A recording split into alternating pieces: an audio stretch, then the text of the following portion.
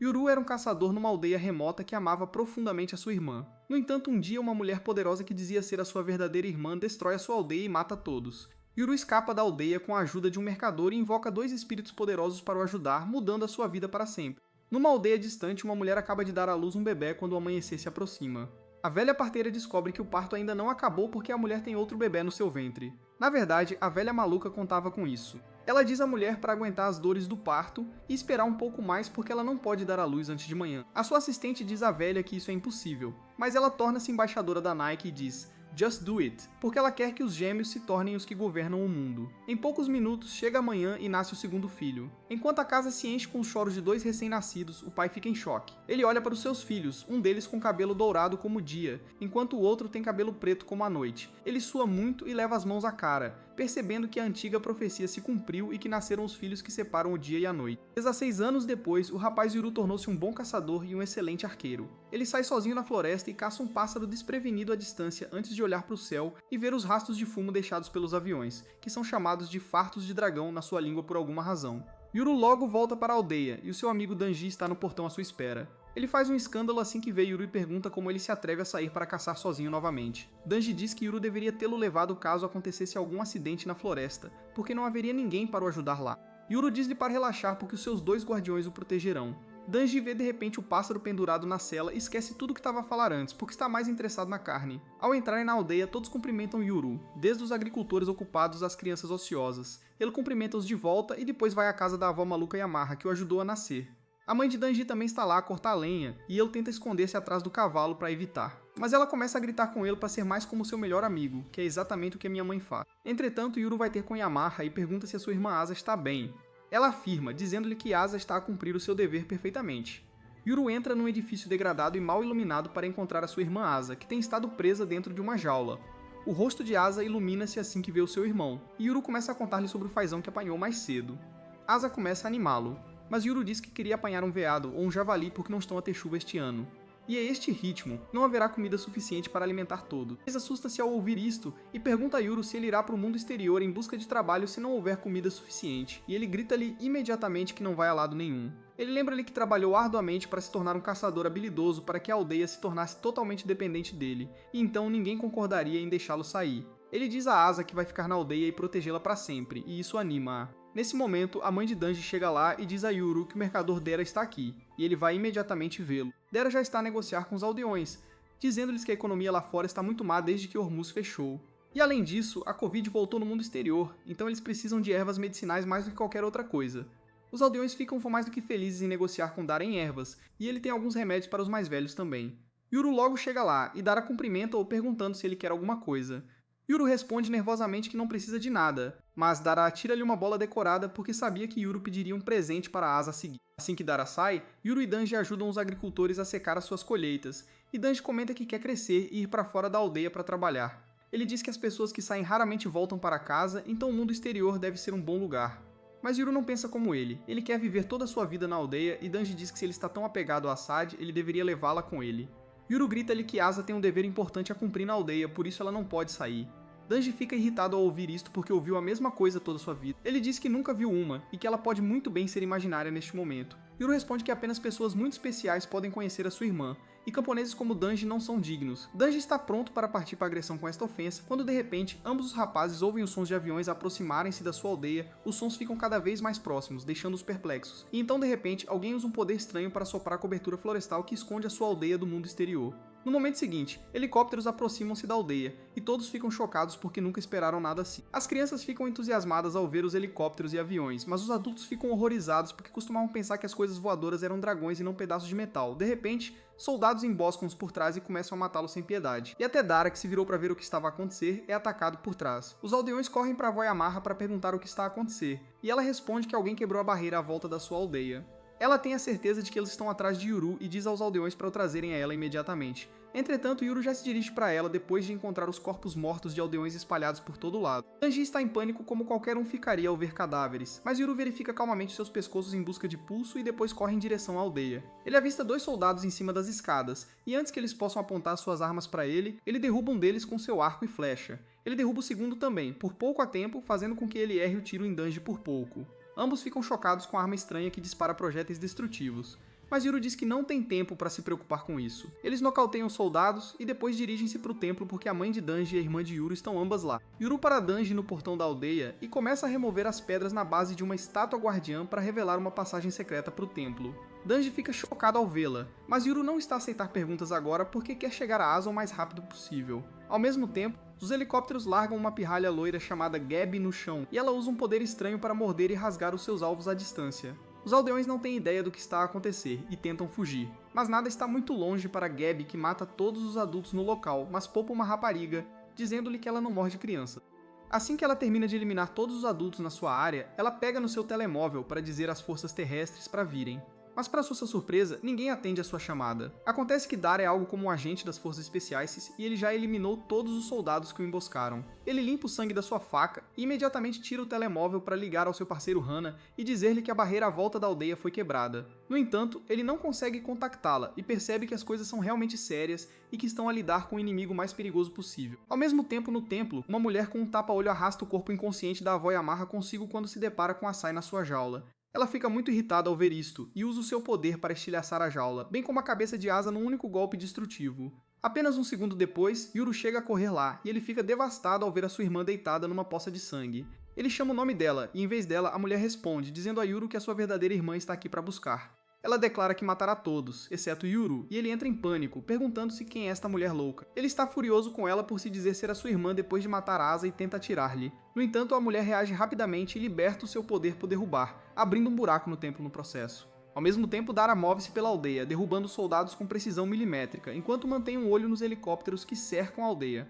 Ele logo chega a Gabi e vê que o seu poder de morder inimigos à distância é na verdade um fantasma assustador que é apenas uma mandíbula enorme com muitos olhos. Ele não fica realmente surpreso ao vê-lo e aponta para ele. Mas Gabi fica impressionada que o homem consiga ver o seu espírito invocado. Ela ataca-o com o espírito da mandíbula, mas Dara desvia-se do seu ataque e dispara de volta. O espírito da mandíbula defende a sua mestra contra as balas, então Dara muda sua estratégia e atira uma granada para Gabi. De volta ao templo, Yuru ainda está consciente, e a mulher pede desculpa porque ela só queria quebrar a sua flecha, mas acabou por o magoar. Enquanto ele tenta levantar-se, a bola que ele comprou para Asaf cai das suas roupas e salta na direção dela, aterrando na poça de sangue. Felizmente ela salta do pé de Yamaha, trazendo-a de volta aos seus sentidos. E ela usa os seus poderes para invocar uma criatura assustadora do sangue de Asa para amarrar a mão da mulher. Ela grita para Dara levar Yuru e esconder-se no mundo real. E no momento seguinte, Dara está lá para cumprir o seu pedido. Ele agarra Yuru e foge enquanto Yamaha lhe diz para nunca deixar que estas pessoas encontrem o rapaz.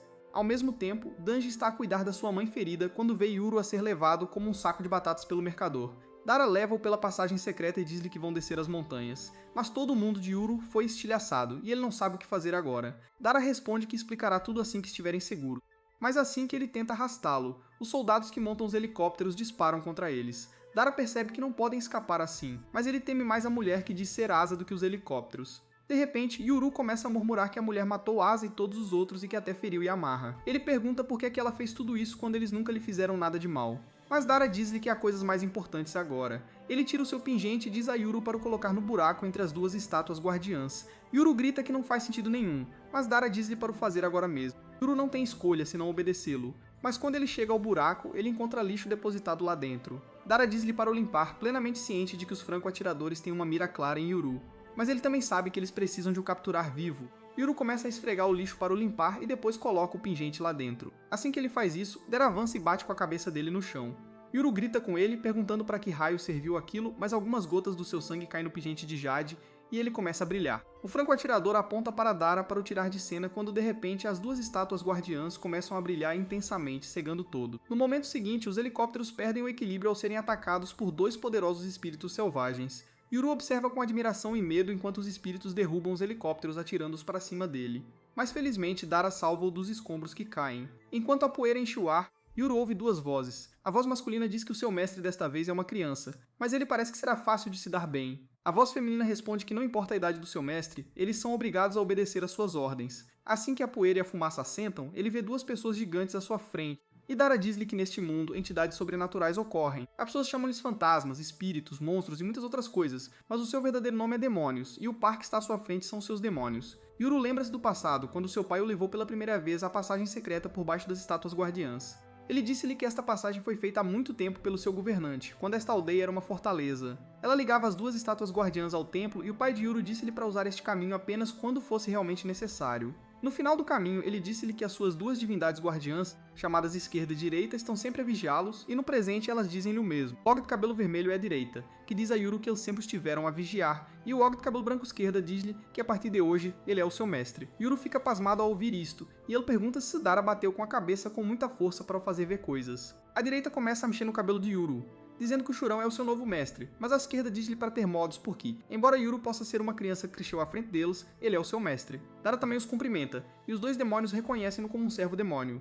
Wright diz que viram os pássaros de metal a incomodá-los, por isso derrubaram. Dara agradece e diz que precisam descer a montanha imediatamente porque gente perigosa está atrás deles, mas Wright responde que não é o mestre deles, então não pode mandar. Left diz que só obedecerão às ordens de Yuru e Dara explica que o mestre deles é um idiota que nem sabe o que está acontecendo. Nesse momento, Gabi chega e começa a falar sobre como os dois demônios parecem fortes. Dara fica chocado ao vê-la viva, mesmo tendo jogado uma granada nela, mas ela diz para ele não subestimar o poder de seus demônios. Ela dá uma olhada em Yuru e percebe que ele deve ser quem eles procuram. Ela diz que se ele é irmão, deveria vir com ela, e Yu-Ho fica furioso ao lembrar o que a autoproclamada Asa fez com a irmã e os aldeões. Ele pergunta furiosamente a Gabi se ela matou os aldeões e ela afirma com orgulho. Bem, Wright e Left sentem a raiva dele e querem entrar em ação depois de ficarem presos em pedras por séculos. Eles dizem a Yuru que vão bater em quem ele mandar, mas Yuru responde que eles são os deuses guardiões da aldeia, então ele não pode dar ordens a eles. Os dois demônios ficam surpresos ao ouvir isso, mas então Yuru diz que só pode fazer pedidos a ele. O primeiro pedido é encontrar os sobreviventes na aldeia e levá-los para um lugar seguro,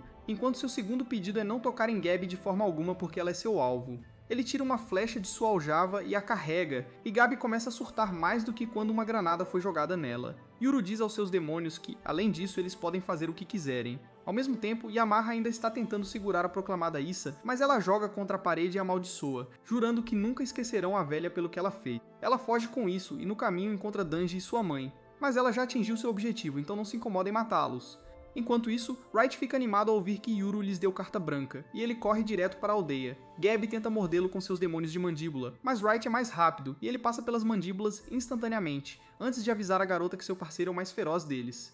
No momento seguinte, a mamãe Left chuta o demônio da mandíbula com toda a sua força, jogando-o contra uma parede de rocha, e Yuru aproveita essa chance para atirar uma flecha na perna de Gabi. Ele carrega outra flecha, mas Gabi reage rapidamente, convocando o demônio da mandíbula para levá-la em segurança. Yuru decide segui-la com Left, e ao mesmo tempo Wright acorda a garota que está inconsciente no meio do massacre. Ela fica confusa quando sente algo tocando nela e Wright lembra que pessoas comuns não podem vê-lo. Ele se torna visível para a garota e sorri o melhor que pode, dizendo a ela que está ali para salvá-la. No entanto, a garota desmaia ao vê-lo, e isso assombra o coração sensível de Wright. De qualquer forma, ele resgata todos os sobreviventes próximos e todos eles são crianças. Ele percebe que os atacantes não mostraram piedade com os adultos, mas não machucaram nenhuma criança, o que o confunde sobre sua crueldade. Ele sai da cabana e vê Asa, a que usa tapa-olho, correndo. Ele fica surpreso quando ela para ao vê-lo, mas ela imediatamente fica em pé de igualdade com ele e libera seu poder contra ele. Wright fica surpreso com isso, mas reage a tempo, soltando um rugido poderoso que sopra o ataque de Asa de volta para ela. Ela sobrevive ao ataque, enquanto Wright fala como um velho sobre como as crianças de hoje não têm modos. Asa foge. Wright fica desapontado com ela mais uma vez, mas então ele sente algo peculiar nela. Ao mesmo tempo, Gabi está em apuros, mesmo escondida dentro de uma casa e usando seus demônios para bloquear o portão. Ela se sente insegura porque a força bruta de Left é suficiente para rasgar a boca de seus demônios. O musculoso Mames desliza os dedos na boca e a força a abrir, dando a Yuju a chance de atirar outra flecha nos ombros de Gabi. Felizmente, Asa chega bem a tempo e usa seu poder para derrubar o prédio onde Gabi está presa. Yuru sobe nos escombros e mira nas garotas novamente, pedindo a Asa de tapa-olho que revele sua verdadeira identidade. Ela jura por sua mãe e pela mãe dele que é sua irmã de verdade, mas Yuru se recusa a acreditar nela. Ele diz que Asa não pode ser mais alta que ele porque é uma garota, e ela responde que o mundo exterior tem melhor nutrição, o que a ajudou a crescer tanto. Yuru acha que isso é apenas uma desculpa, mas nesse momento Wright chega e diz a ele que ele não deveria brigar com a família dele. Ele pode afirmar que o sangue de Asa cheira exatamente como o de Yuru, o que significa que são irmãos. Yuru surta ao ouvir isso e pergunta quem é a Asa que esteve no templo por todos esses anos. A verdadeira Asa responde que a garota é uma impostora criada pela vovó Yamaha para mantê-lo aqui. Ela revela que 10 anos atrás, seus pais a levaram e fugiram da aldeia há 10 anos, e Yamaha tinha medo que Yuru também fugisse. Então eles criaram uma Fakusa e esperavam que Yuru ficasse aqui sendo o irmão mais velho, gentil e carinhoso que ele é. Ao mesmo tempo, a falsa Asa se recupera milagrosamente de seus ferimentos e se torna algo desumano e ameaçador. De volta à entrada da aldeia, Yuru começa a hesitar depois de ouvir a história da verdadeira Asa quando Dera intervém. Ele pergunta a Asa por que ela não recua agora que encontrou o irmão. Yuru fica furioso com ele, mas Daro lembra que se ele continuar lutando contra Azada, A aldeia sofrerá muitos danos e os sobreviventes podem perder suas vidas. Yuru não pode deixar isso acontecer, então ele decide aceitar a sugestão de Dara. Ele diz a Asa que permitirá que ela vá embora com Gabi se ela prometer não machucar nenhum aldeão, e ela rapidamente aceita o acordo. Yuru e seus amigos fogem imediatamente enquanto Gabi ataca a Saei, dizendo a ela que elas não podem falhar em seu objetivo de capturar seu irmão. Asa responde que elas encontraram Yuru seguro, o que é o suficiente por enquanto. Além disso, ela quer tratar os ferimentos de Gabi primeiro. Gabi responde que seu irmão é realmente implacável e habilidoso e a Sea se orgulha dele. Ela de repente começa a chorar que seu irmão está vivo e Gabi a consola, quando de repente a barreira ao redor da aldeia começa a ser reparada pelos poderes de Yamar. Ao mesmo tempo, 2 excursionistas estão sentados do lado de fora da fronteira da aldeia. Falando sobre os rumores de uma aldeia secreta nesta montanha, eles querem encontrar a aldeia que apenas os perdidos podem encontrar quando de repente Yuru e Dara passam correndo por eles, e eles ficam surpresos ao vê-los vestindo roupas do século XVI. Enquanto isso, Dara diz a Yuru que eles não podem mais ver a aldeia porque ela está escondida dentro da barreira novamente. Yuru pergunta se eles não podem voltar para lá e Dara diz que podem voltar, mas não é sábio fazê-lo porque Asa já sabe sobre isso e ela pode facilmente quebrar a barreira. Ele diz que eles irão para o mundo moderno em vez disso e se misturarão à multidão, mas Yuru não sabe o que é este lugar chamado mundo moderno. Eles descem a montanha e logo chegam a uma estrada onde a parceira de Dara, Hana, está esperando por ele. Ela está furiosa porque ele nunca lhe disse que estava trazendo um casal de demônios com ele. Os 2 demônios ficam impressionados que Hana pode vê-los, mas Yuzu está curioso e confuso sobre a grande caixa azul onde ela guarda as coisas deles. Até os demônios têm a mesma pergunta, e eles não ouvem nada do que qualquer um está dizendo que não esteja relacionado ao carro. Hana cumprimenta Yuru e diz que trabalha com Dara, e eles o levarão para um lugar seguro. Eles dizem a ele para entrar no carro, e ele começa o assunto porque não confia nessa coisa estranha. Dara tenta explicar a ele como a ciência permitiu que os humanos criassem veículos feitos de metal que os humanos podem dirigir. O rosto de Yuru diz que ele não entende nada. Então Hana entra no carro, liga e diz que há cavalos minúsculos dentro dessa belezinha e eles vão muito rápido. Yuru e seus demônios entendem e acreditam totalmente nessa explicação, e eles seguem para a civilização. Ao mesmo tempo, Asa e Gabi estão fora da barreira esperando por resgate. Logo, um cara chamado Jin chega com sua equipe médica. Ele pergunta a Gabi se ela está bem, e ela responde que levou um tiro no ombro e na perna, o que não é grande coisa porque ela está acostumada com a dor. Asa e Jin a julgam por tentar farmar hora enquanto está ferida. Jin pergunta se eles conheceram Yuru e Asa afirma. A equipe médica fica surpresa que nenhuma de suas unidades de patrulha o encontrou e deseja que tivessem mais helicópteros para ajudá-lo. Isso dá uma dor de cabeça a Jin porque eles perderam muitos soldados e 2 helicópteros hoje, e seu chefe não ficará feliz. Gabi diz que Yuru escapou com um cara de meia idade chamado Dara, e ouvir esse nome enfurece Jin porque eles são de famílias rivais. Ele amaldiçoa sua sorte por ter escolhido um dia em que um membro da família Tatara estava na aldeia e deseja que ele estivesse aqui para lidar com ele pessoalmente. Ao mesmo tempo, Dara explica tudo para Hana, que acha que eles estão lidando com pessoas muito poderosas se trouxeram um exército com eles. Dara acredita que eles são da família Kaishmori porque são os únicos capazes disso, e eles certamente sabem seu nome e rosto agora. Ele decide mudar sua aparência e identidade e se mudar para um novo lugar. Nesse momento, os 2 guardiões sentem algo e batem na janela do carro para avisar Dara que demônios os estão seguindo. Dara e Hana entram em pânico, pensando que o inimigo já os encontrou, mas os guardiões dizem para eles relaxarem porque os demônios se aproximam deles são amigos. Logo, uma mulher vestida de branco e montada em um cavalo branco etéreo os alcança.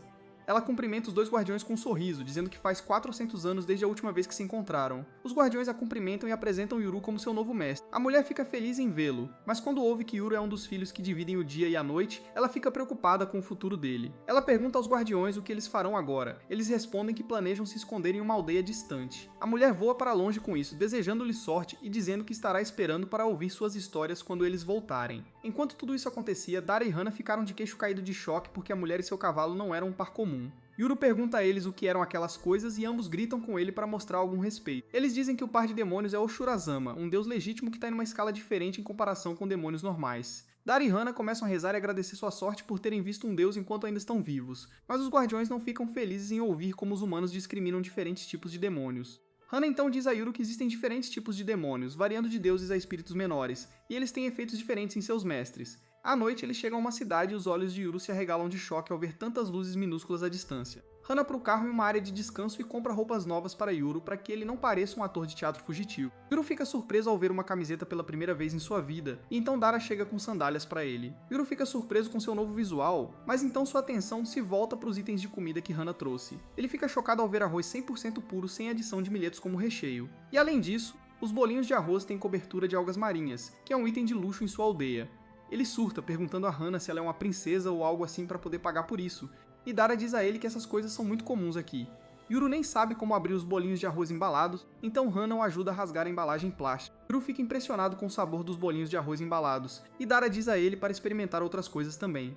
Wright pergunta a ele o que é este lugar, e Dara responde que é um lugar onde os carros param para que as pessoas possam comer, descansar e fazer compras. Ambos os guardiões ficam animados ao ouvir isso e Dara pergunta se eles gostariam de conferir. Eles recusam porque querem vigiar seu mestre e Dara aproveita essa chance para jantar com Hana. Uma vez dentro de um restaurante, Hana pergunta a Dara o quanto Yuru sabe. Dara responde que quando ele disse a Yuru que a garota presa no templo não era sua irmã, ele surtou, então ele não arriscou contar mais. Ele pede a Hana para não revelar nada desnecessário agora porque Yuru é uma criança que não aguenta o estresse.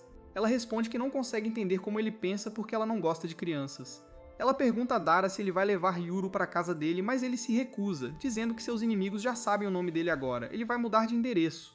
Hana responde que deve ser difícil ser sem teto e cuidar do filho de outra pessoa, mas Dara diz a ela que ela vai ajudá-lo também. Ela relutantemente concorda em fazer o que puder, e então, do nada, Dara diz a ela que ela deveria se casar com ele. Hana saca seus punhos de autodefesa para dar um jeito em Dara por sequer sugerir isso, e todos ficam curiosos para ver um pedido de casamento dando errado. Enquanto isso, Dara tenta acalmar Hana porque eles não vão se casar de verdade, e será apenas um casamento falso para garantir que Yuru esteja seguro. Ele diz que eles precisam se misturar à sociedade, e a melhor maneira de fazer isso é fingindo ser um casal casado. Hana diz a ele que eles não precisam ser casados para isso porque ela pode apenas fingir ser a irmã mais velha de Yuru, e Dara pode ser o pai solteiro deles. Dara explica que isso pode levar a duas situações. Na primeira situação, ele seria um Zé Ninguém que a esposa largou, deixando os dois filhos para trás. Todo mundo pensaria que algo estava errado com ele, por isso a esposa o abandonou. Na segunda situação, ele diria que a esposa morreu e que ele está criando os filhos sozinho, o que faria todo mundo ter pena dele e tentar ajudá-lo sempre que pudessem. Dara diz a Hana que, de qualquer forma, viver como pai solteiro com dois filhos adultos atrairia a atenção indesejada dos vizinhos. No entanto, se ele dissesse que Yuru é seu filho da primeira esposa e que ele se casou com uma novinha gostosa depois, as pessoas pensariam que ele é um playboy bacana e o deixariam em paz. Ele agradece a Hana por entender a situação e concordar com a proposta dele, e ela grita com ele que nunca vai se casar com ele. Enquanto isso, Wright e Left examinam o carro lá fora para ver onde guardam os cavalinhos que o puxam.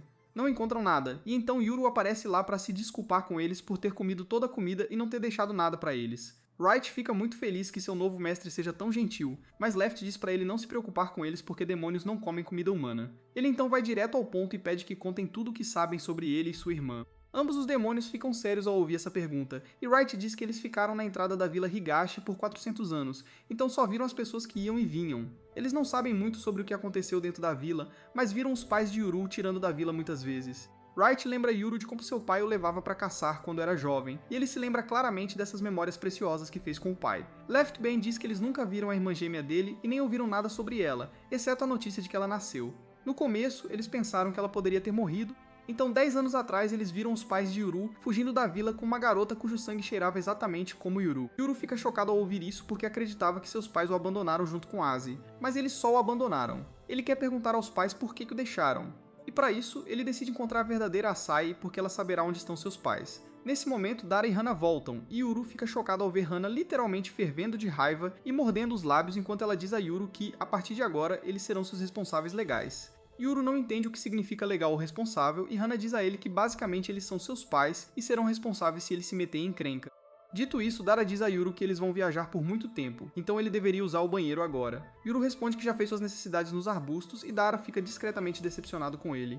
Hana diz a ele para não sentar no teto do carro porque as pessoas ficarão desconfiadas e Yuru diz que os guardiões estão sentados lá o tempo todo. Hana diz a ele que pessoas normais não conseguem ver demônios e Wright acrescenta que usuários de demônios como Yuru podem vê-los. Left diz que eles também podem se tornar visíveis para outras pessoas, enquanto algumas pessoas raras têm a habilidade de vê-los naturalmente. Com isso, eles retomam a jornada e Dara diz a Yuru que quem está ajudando a Sei é o clã Kaishimori.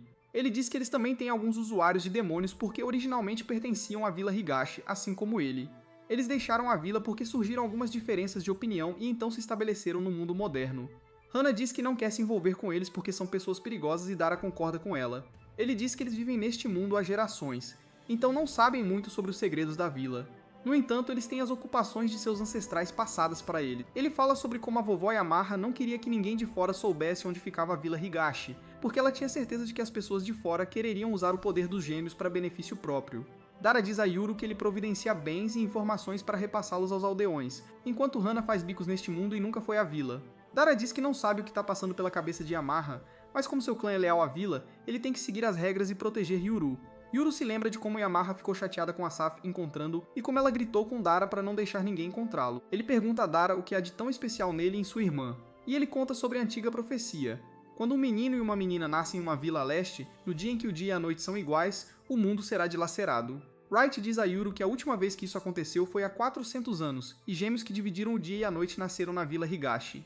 Naquela época, uma grande guerra aconteceu, dividindo o país em leste e oeste. Muito antes disso, quando os gêmeos nasceram, o país foi dividido em norte e sul, e em ambos os casos, usuários de demônios foram responsáveis por isso. Yuru fica chocado ao ouvir isso e pergunta se eles são os filhos amaldiçoados que jogarão o mundo no caos, mas Wright diz que são as pessoas que querem usar seus poderes que dividirão o mundo. Yuru responde que não tem nenhum poder e Wright responde que ele pode não ter poder agora, mas tem o potencial para isso.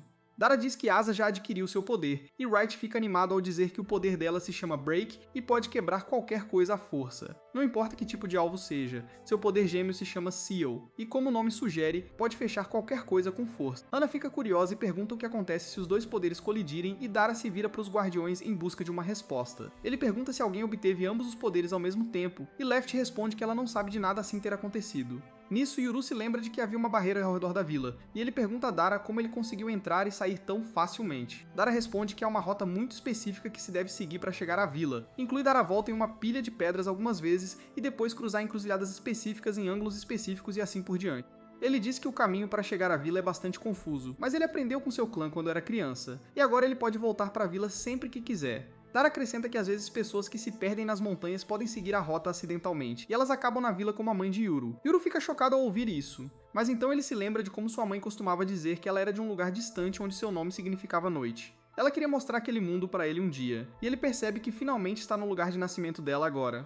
Alguns dias depois, Yuru dominou a arte de ir ao banheiro. Ele sabe como dar descarga e lavar as mãos, mas ainda tem medo do secador de mãos porque é muito barulhento. Mais tarde, ele passeia com seus demônios por um parque, e eles ficam surpresos ao ver tantas pessoas de uma vez. Eles comentam que o mundo moderno é realmente interessante, e este lugar deve ser a capital do país se tantas pessoas estão aqui. Yuru responde que Dara disse que a capital é um lugar chamado Tóquio, que tem 10 mil de pessoas morando nela, e os guardiões ficam boquiabertos ao ouvir isso enquanto tentam calcular quanto arroz 10 mil de pessoas comeriam em um dia. De qualquer forma, Yuru diz que este é o melhor lugar para eles se esconderem, e Left diz que eles tentarão procurar por sua irmã também. Yuru diz que Dara e Hana são boas pessoas, mas eles estão envolvidos com a vovó Yamaha, que mentiu para ele todos esses anos e tentou prendê-lo na vila criando uma asa falsa. É por isso que ele não pode confiar neles. Mas ele também não pode confiar totalmente na verdadeira Asa. Ele quer capturá-la para que ela o leve aos pais deles porque só eles terão as respostas sobre por que fugiram da vila com apenas a filha. Ele pergunta aos seus demônios se eles vão ajudá-lo e Wright fica animado porque parece divertido.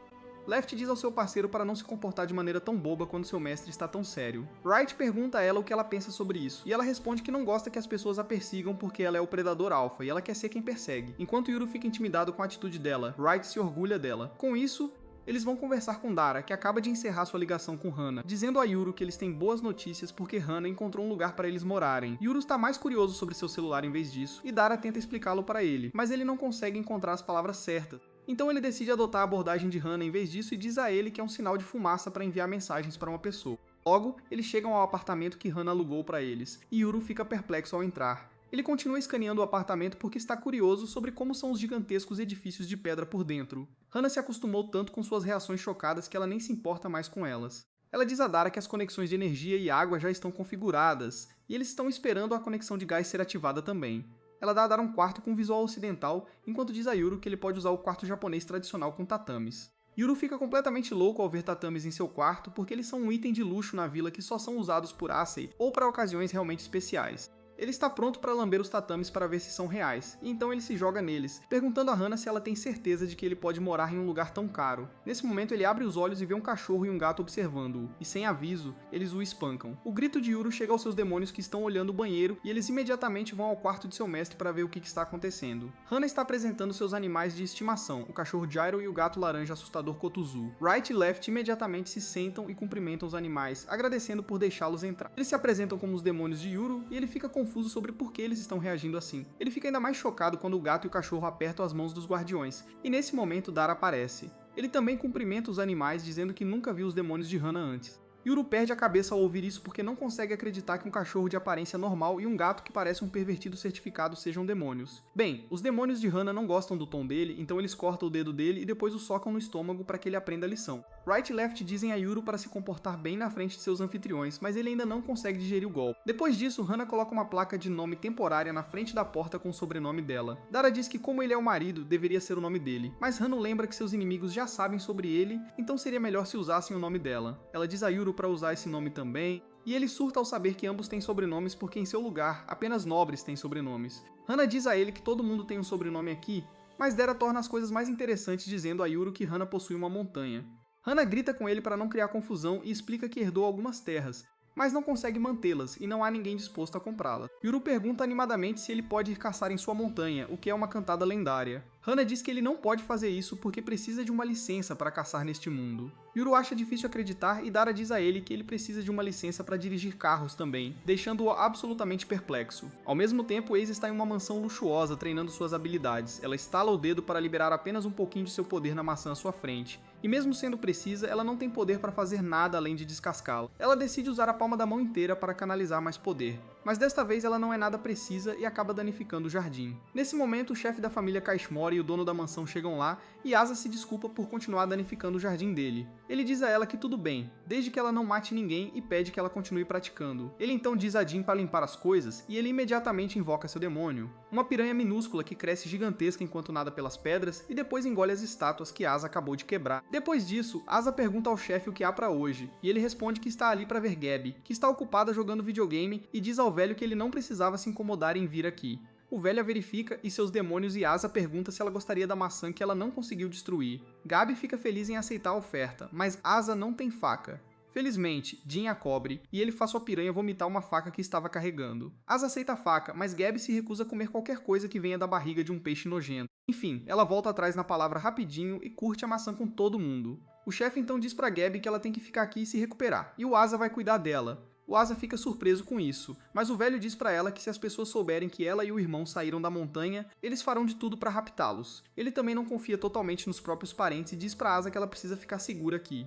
Ele manda o Jin procurar o Yuru em vez disso, e a Asa fica deprimida ao ouvir isso. O Jin de repente diz que nem sabe como é o Yuru, e a Gabi se arrepende de não ter tirado uma foto. O Asa faz um desenho super charmoso e a Gabi o desenha como um fantasma. Enquanto os demônios dela pintam um quadro no estilo japonês clássico, o Jin não confia em nenhum dos dois, então decide investigar a Dara primeiro. Mais tarde, a Esa se aproxima dele para avisar que os demônios do irmão dela têm um olfato muito forte e ele deve tomar cuidado com eles. E ao mesmo tempo, os demônios da Gabi entregam a ele um esboço do esquerdo e do direito, e ele fica surpreso de novo com o talento deles. Mais tarde naquela noite, o Dara raspa a barba porque quer mudar completamente o visual agora, mas a Hana não fica feliz com isso porque achava que a barba era a única coisa no rosto dele que o tornava um pouco bonito. O Dara fica desanimado ao ouvir isso, e ele tá entrando demais no cenário de marido e mulher de mentira. Ele pergunta pra Hana onde está o filho deles, e ela responde casualmente que o Yuru saiu para dar uma volta com os guardiões. Com isso, o Dara começa a verificar a bagagem dele, e descobre que o facão dele sumiu. Ele pergunta pra Hana se ela viu, e ela responde que nem tocou na bagagem fedorenta dele. Bem, o Dara sabe que isso significa que o Yuru está com o facão, e ele se pergunta até onde ele foi porque se a polícia o pegar, as coisas vão ficar complicadas. A Hana está furiosa com o Yuru agora, e ela tá prestes a dar uma boa surra nele como uma mãe de verdade quando ele voltar pra casa. Enquanto isso, o Yuru está no topo de um prédio, e ele diz que o mundo moderno é tão grande e eles não podem esperar encontrar a Asa tão facilmente aqui. A Left diz que ela deve estar procurando o Yuru também, então eles eventualmente se encontrarão. De repente, o Yuru tem uma ideia, e pergunta aos demônios dele se eles conseguem sentir outros demônios como sentiram o cheiro da moça cavalgando. A Left afirma, e então o Yuru pergunta ao Right se ele pode rastrear a Asa pelo cheiro do sangue dela, com ambos os demônios dizendo que podem fazer isso. O Yuru tem um plano. Ele diz que eles precisam encontrar um local com muitos demônios e o cheiro da Asa porque o Dara disse a ele que a família Kajori tem muitos mestres demônios. A Left e o Right gostaram do plano, e eles imediatamente liberam todo o poder deles, se transformando em suas versões douradas selvagens. Eles pegam o Yuru e vão para os céus procurar a cidade, e depois de um tempo voando, eles localizam um lugar onde há muitos demônios e o cheiro da Asa. Eles pousam perto do local e o Yu-Ho primeiro vomita por causa do enjoo. O Right o pega pela cabeça e diz que pode sentir a Asa por perto e alguns demônios. A Left pergunta se eles podem espancar os demônios assim que eles aparecerem, mas o Yu-Ho quer tentar conversar caso os demônios sejam razoáveis. Ela responde que nem todos os demônios entendem humanos, então ele pode estar pedindo muito, e bem nessa hora. O Right sente o cheiro da Asa se aproximando. Eles vão para um estacionamento subterrâneo onde o Jin está com os homens dele procurando informações sobre o Dara. O Yuru e os demônios dele se escondem atrás de um pilar, e o Right pode confirmar que essas pessoas cheiram a demônios e estão seguras. Ele diz que os demônios deles devem estar por perto e pergunta se o Rui pode vê-los, mas ele não vê nada além dos três homens. De repente, a Asa aparece lá, e assim que o Yuri a vê, ele se lembra dos seus aldeões mortos e avança para matá-la. Wright tenta avisá-lo que a garota não cheira a Asa, mas é tarde demais. O Yuru está quase atacando-a, quando a piranha gigante do Jin o ataca e o prende dentro da mandíbula. O Yuru não entende o que está acontecendo,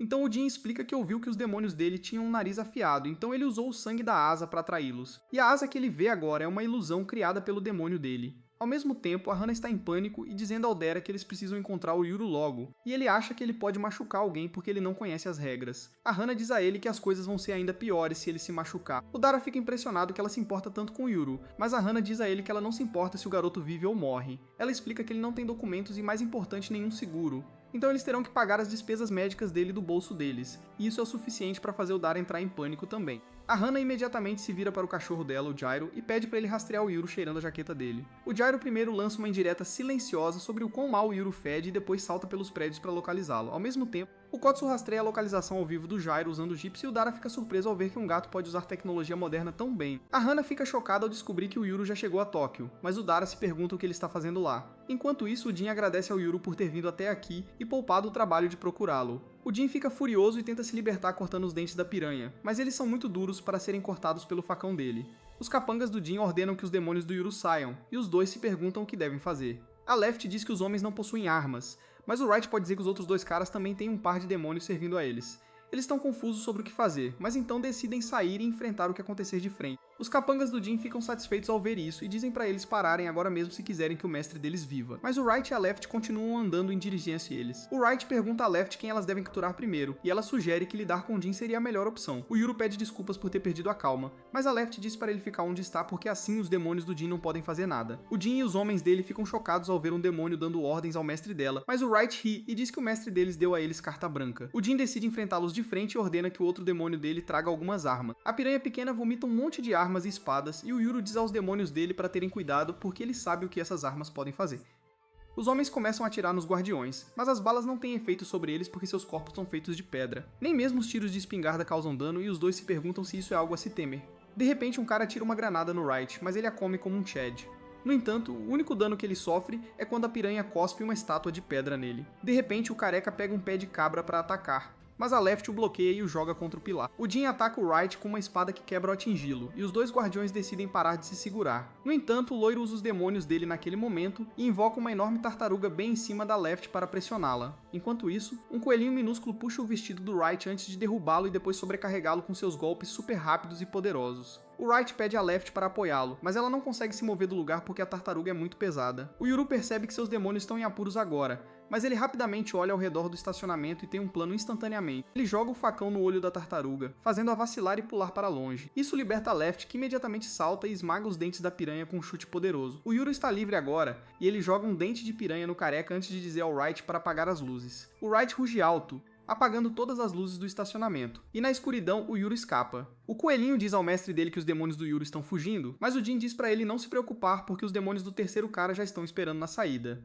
De repente, ele se lembra da Asa falando sobre como o irmão dela tem a mente de um caçador, e ele mal reage a tempo quando o Yuru aparece atrás dele e ataca as pernas dele. Ele não consegue evitar o ataque totalmente, e quando ele ordena que o segundo demônio dele acenda as luzes, os homens dele descobrem que o Yuru fez o Jin ferido de refém, e os demônios dele não foram longe também. O loiro grita com eles perguntando como os demônios podem fugir deixando o mestre em perigo, mas os guardiões dizem a ele que eles têm fé total no mestre deles, e eles nunca estiveram longe o suficiente para deixá-lo em perigo. Enquanto isso, o Yuru pergunta ao Jin se ele estava entre as pessoas que atacaram a vila dele. O Jin afirma assumindo total responsabilidade pelo ataque e o Yuru quer matá-lo imediatamente. No entanto, ele controla a raiva e diz para ele chamar a Asa aqui porque ele quer encontrá-la. O Blonde fica chocado ao ouvir que a exigência do Yuru é falar com a Asa e não a custódia dos gêmeos dele como qualquer um esperaria.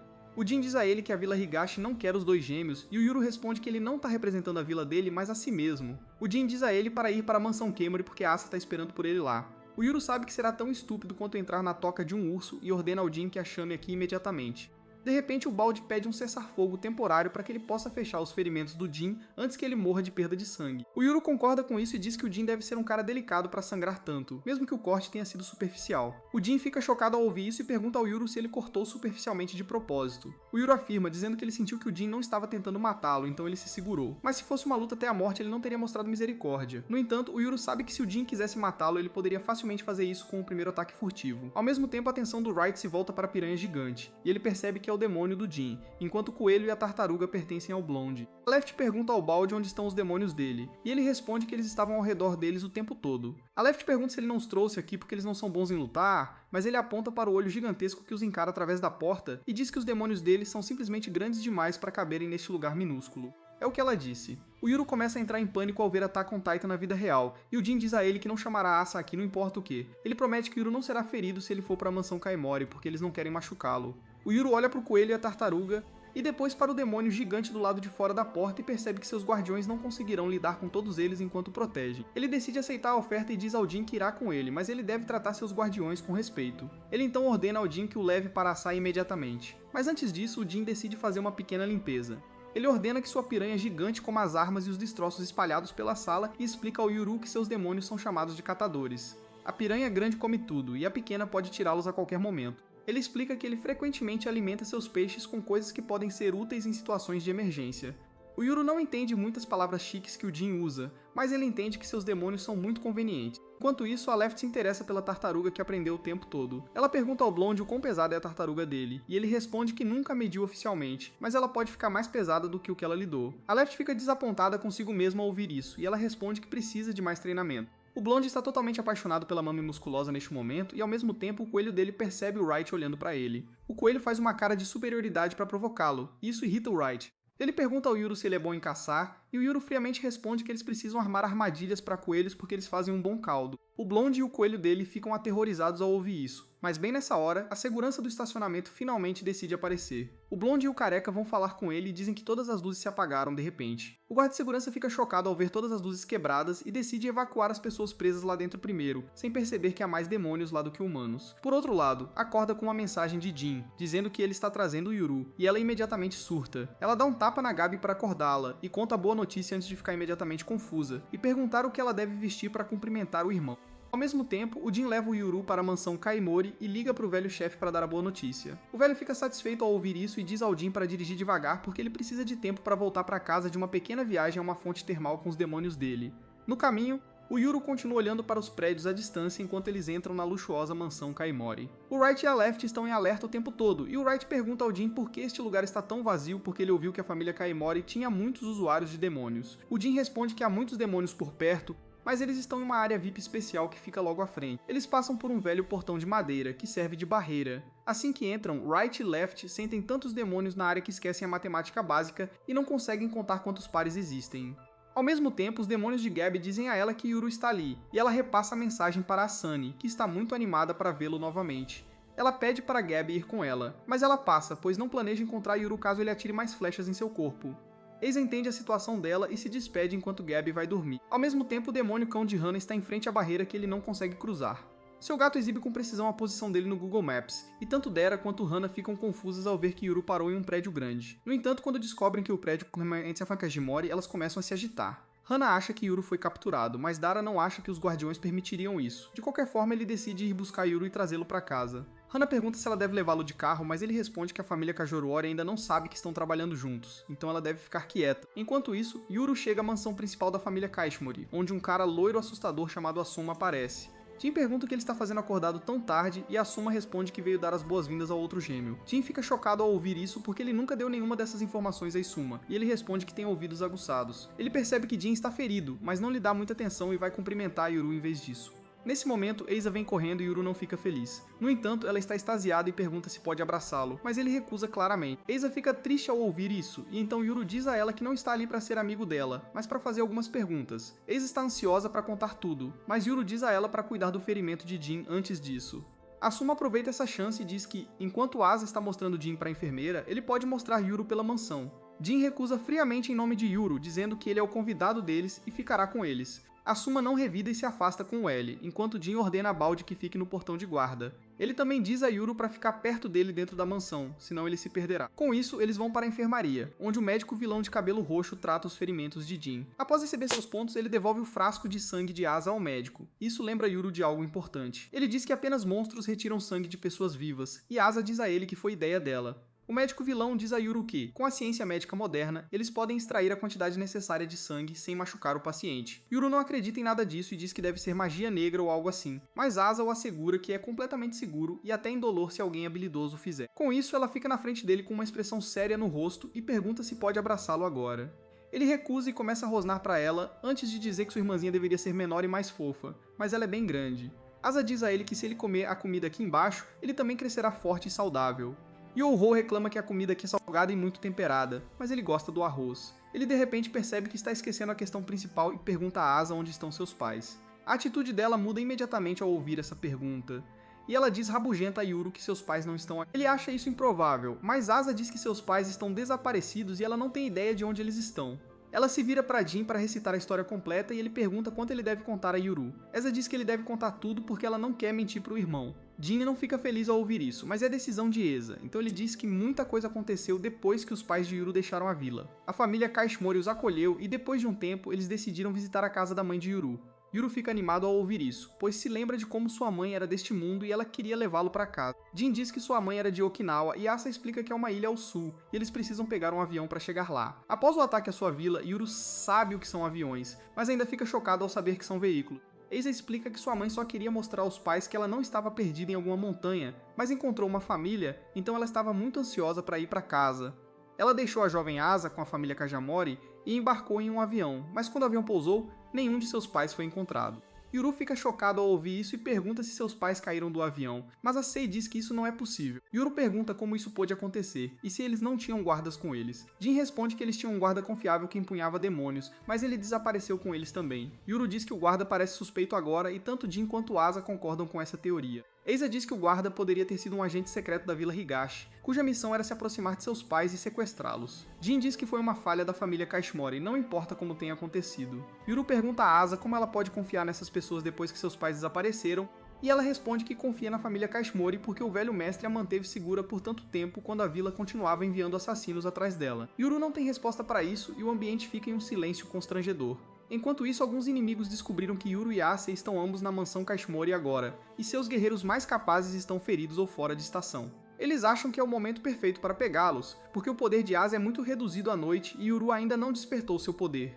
Um deles pergunta como eles lidarão com os demônios de Yuru, e o líder dos conspiradores responde que não tem problema se Yuru morrer agora, pois eles só precisam da cabeça de Asa para cumprir seu objetivo. Eles decidem agir, mas felizmente Right e Left sentem a intenção hostil deles a quilômetros de distância. Left imediatamente vai até a janela e fecha as cortinas, bem quando dois demônios yin yang assustadores arrombam a janela. Todos correm o mais rápido que podem com os demônios atrás deles e Yuru amaldiçoa Jin por levá-lo a uma armadilha. Jin diz que estes não são demônios do clã Kajamori e que os inimigos romperam sua barreira. Right e Left acham que podem derrotar os demônios, mas Jin pede para capturarem o mestre deles vivo, se possível. Yo-Ho pergunta o que acontece se eles matarem o mestre e Blonde responde que se os demônios não forem transferidos antes que seu mestre morra, eles se tornam demônios errantes e ficam presos em um local como fantasma. Se eles não encontrarem um mestre, eles desaparecem com o tempo e Yo-Ho acha isso muito triste. Ele decide não matar os demônios ou seus mestres e pergunta a Jin se ele tem arco e flecha. Jin imediatamente pede ao seu peixinho para vomitar qualquer coisa relacionada a arco e flecha, e há muitas coisas na ninhada que Yuru não reconhece. No entanto, ele pega o arco com o qual está mais familiarizado e aponta uma flecha para os demônios que se aproximam, antes de disparar um tiro poderoso em sua direção. No entanto,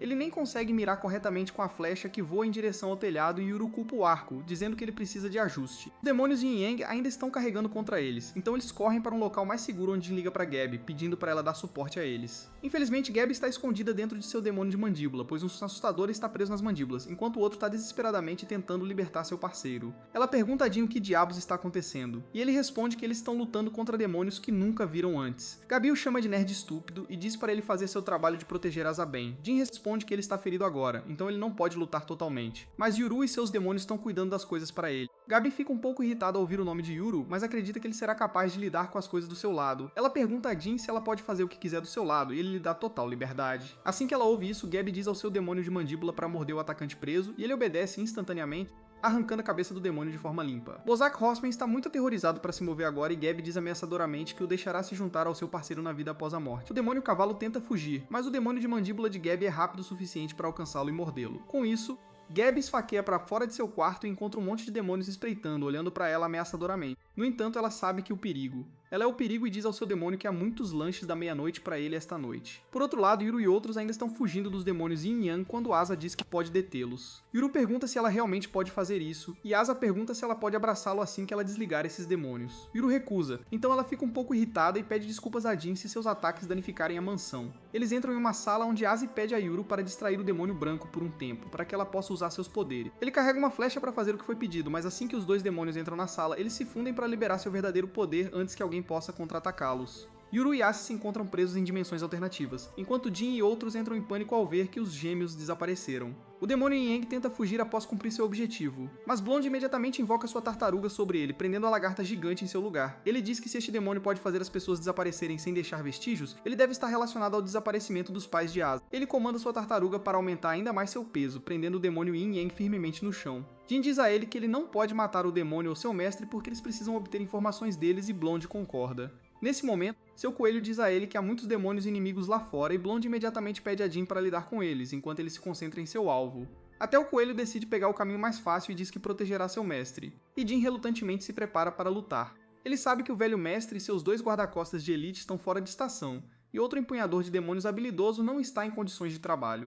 Ele percebe que tem que vencer essa luta sem reforços e imediatamente entra em modo sério, enquanto saca uma Glock de sua piranha. Enquanto isso, presa na dimensão escura, Eisaka continua chamando Yuru e os outros, mas ninguém consegue ouvir sua voz. Ela de repente perde a confiança ao perceber que está completamente sozinha, pois isso a lembra da época em que ficava presa no templo na vila. Ela começa a tremer e suar quando de repente ouve a voz de Wright, dizendo que ela não está sozinha. Isso a assusta mais do que qualquer outra coisa. Ela começa a olhar ao redor para ver de onde ele está falando. Wright diz a ela que está muito escuro para ver qualquer coisa, mas assegura que está bem ao lado dela. Ele diz que essa escuridão é quase antinatural, pois não fica tão escura nem mesmo na Vila Higashi. De repente, ele comenta que sente um cheiro ruim, que acaba sendo o medo de Asa. Ele pergunta se ela tem medo do escuro, e ela se lembra de sua infância traumática e responde que tem medo de ficar sozinha no escuro. Nesse momento, Wright alcança e afaga sua cabeça, dizendo que o cheiro de seu medo levou até ela. Ele diz a ela que ela não precisa ter medo porque ele está com ela, e Asa começa a desfrutar dos afagos reconfortantes na cabeça como um gato antes de perceber que Yuru desapareceu e pergunta freneticamente a Wright sobre ele. E ele responde que não consegue sentir o cheiro de Yuru em nenhum lugar neste espaço. Eisa pergunta por que Wright não está protegendo seu mestre, e ele responde que Left está com Yuru, e ela será suficiente para mantê-lo seguro.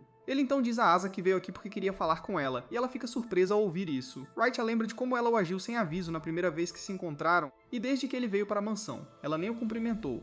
Ele pergunta o motivo disso, e Asao diz que quando ele cancelou seu ataque break na vila, ela se lembrou de algo que seus pais lhe ensinaram. Eles lhe disseram que os guardiões direito e esquerdo tinham a capacidade de neutralizar as habilidades chamadas Break e Seal caso saíssem de controle, e Wright diz a ela que ela está absolutamente certa. Ele se declara seu inimigo natural com um sorriso aterrorizante, e Asu percebe que Left se tornará o inimigo natural de Yuru se ele adquirir o poder de Seal. Ao mesmo tempo, Left pousa bem ao lado de Yuru, que está completamente perdido dentro da dimensão branca. Ele pergunta à guardiã onde eles estão e Left diz que nunca viu nada assim em sua vida. Yuru diz que eles estão em solo firme, mas a branca em todos os lugares está atrapalhando seus sentidos.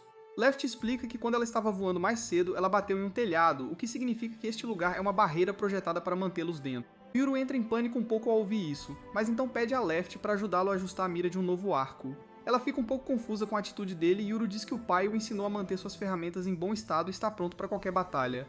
Então ele vai ajustar o arco enquanto eles estão presos aqui. Left pergunta se ele não está com medo neste lugar estranho e Yuru responde que nada faz sentido para ele desde que sua vila foi atacada, então ele se acostumou a ficar confuso. De qualquer forma, ele pede a Left para segurar seu facão acima da cabeça como alvo. Enquanto ele tenta ajustar a mira, ele erra por uma grande margem na primeira tentativa, acertando Left na cabeça.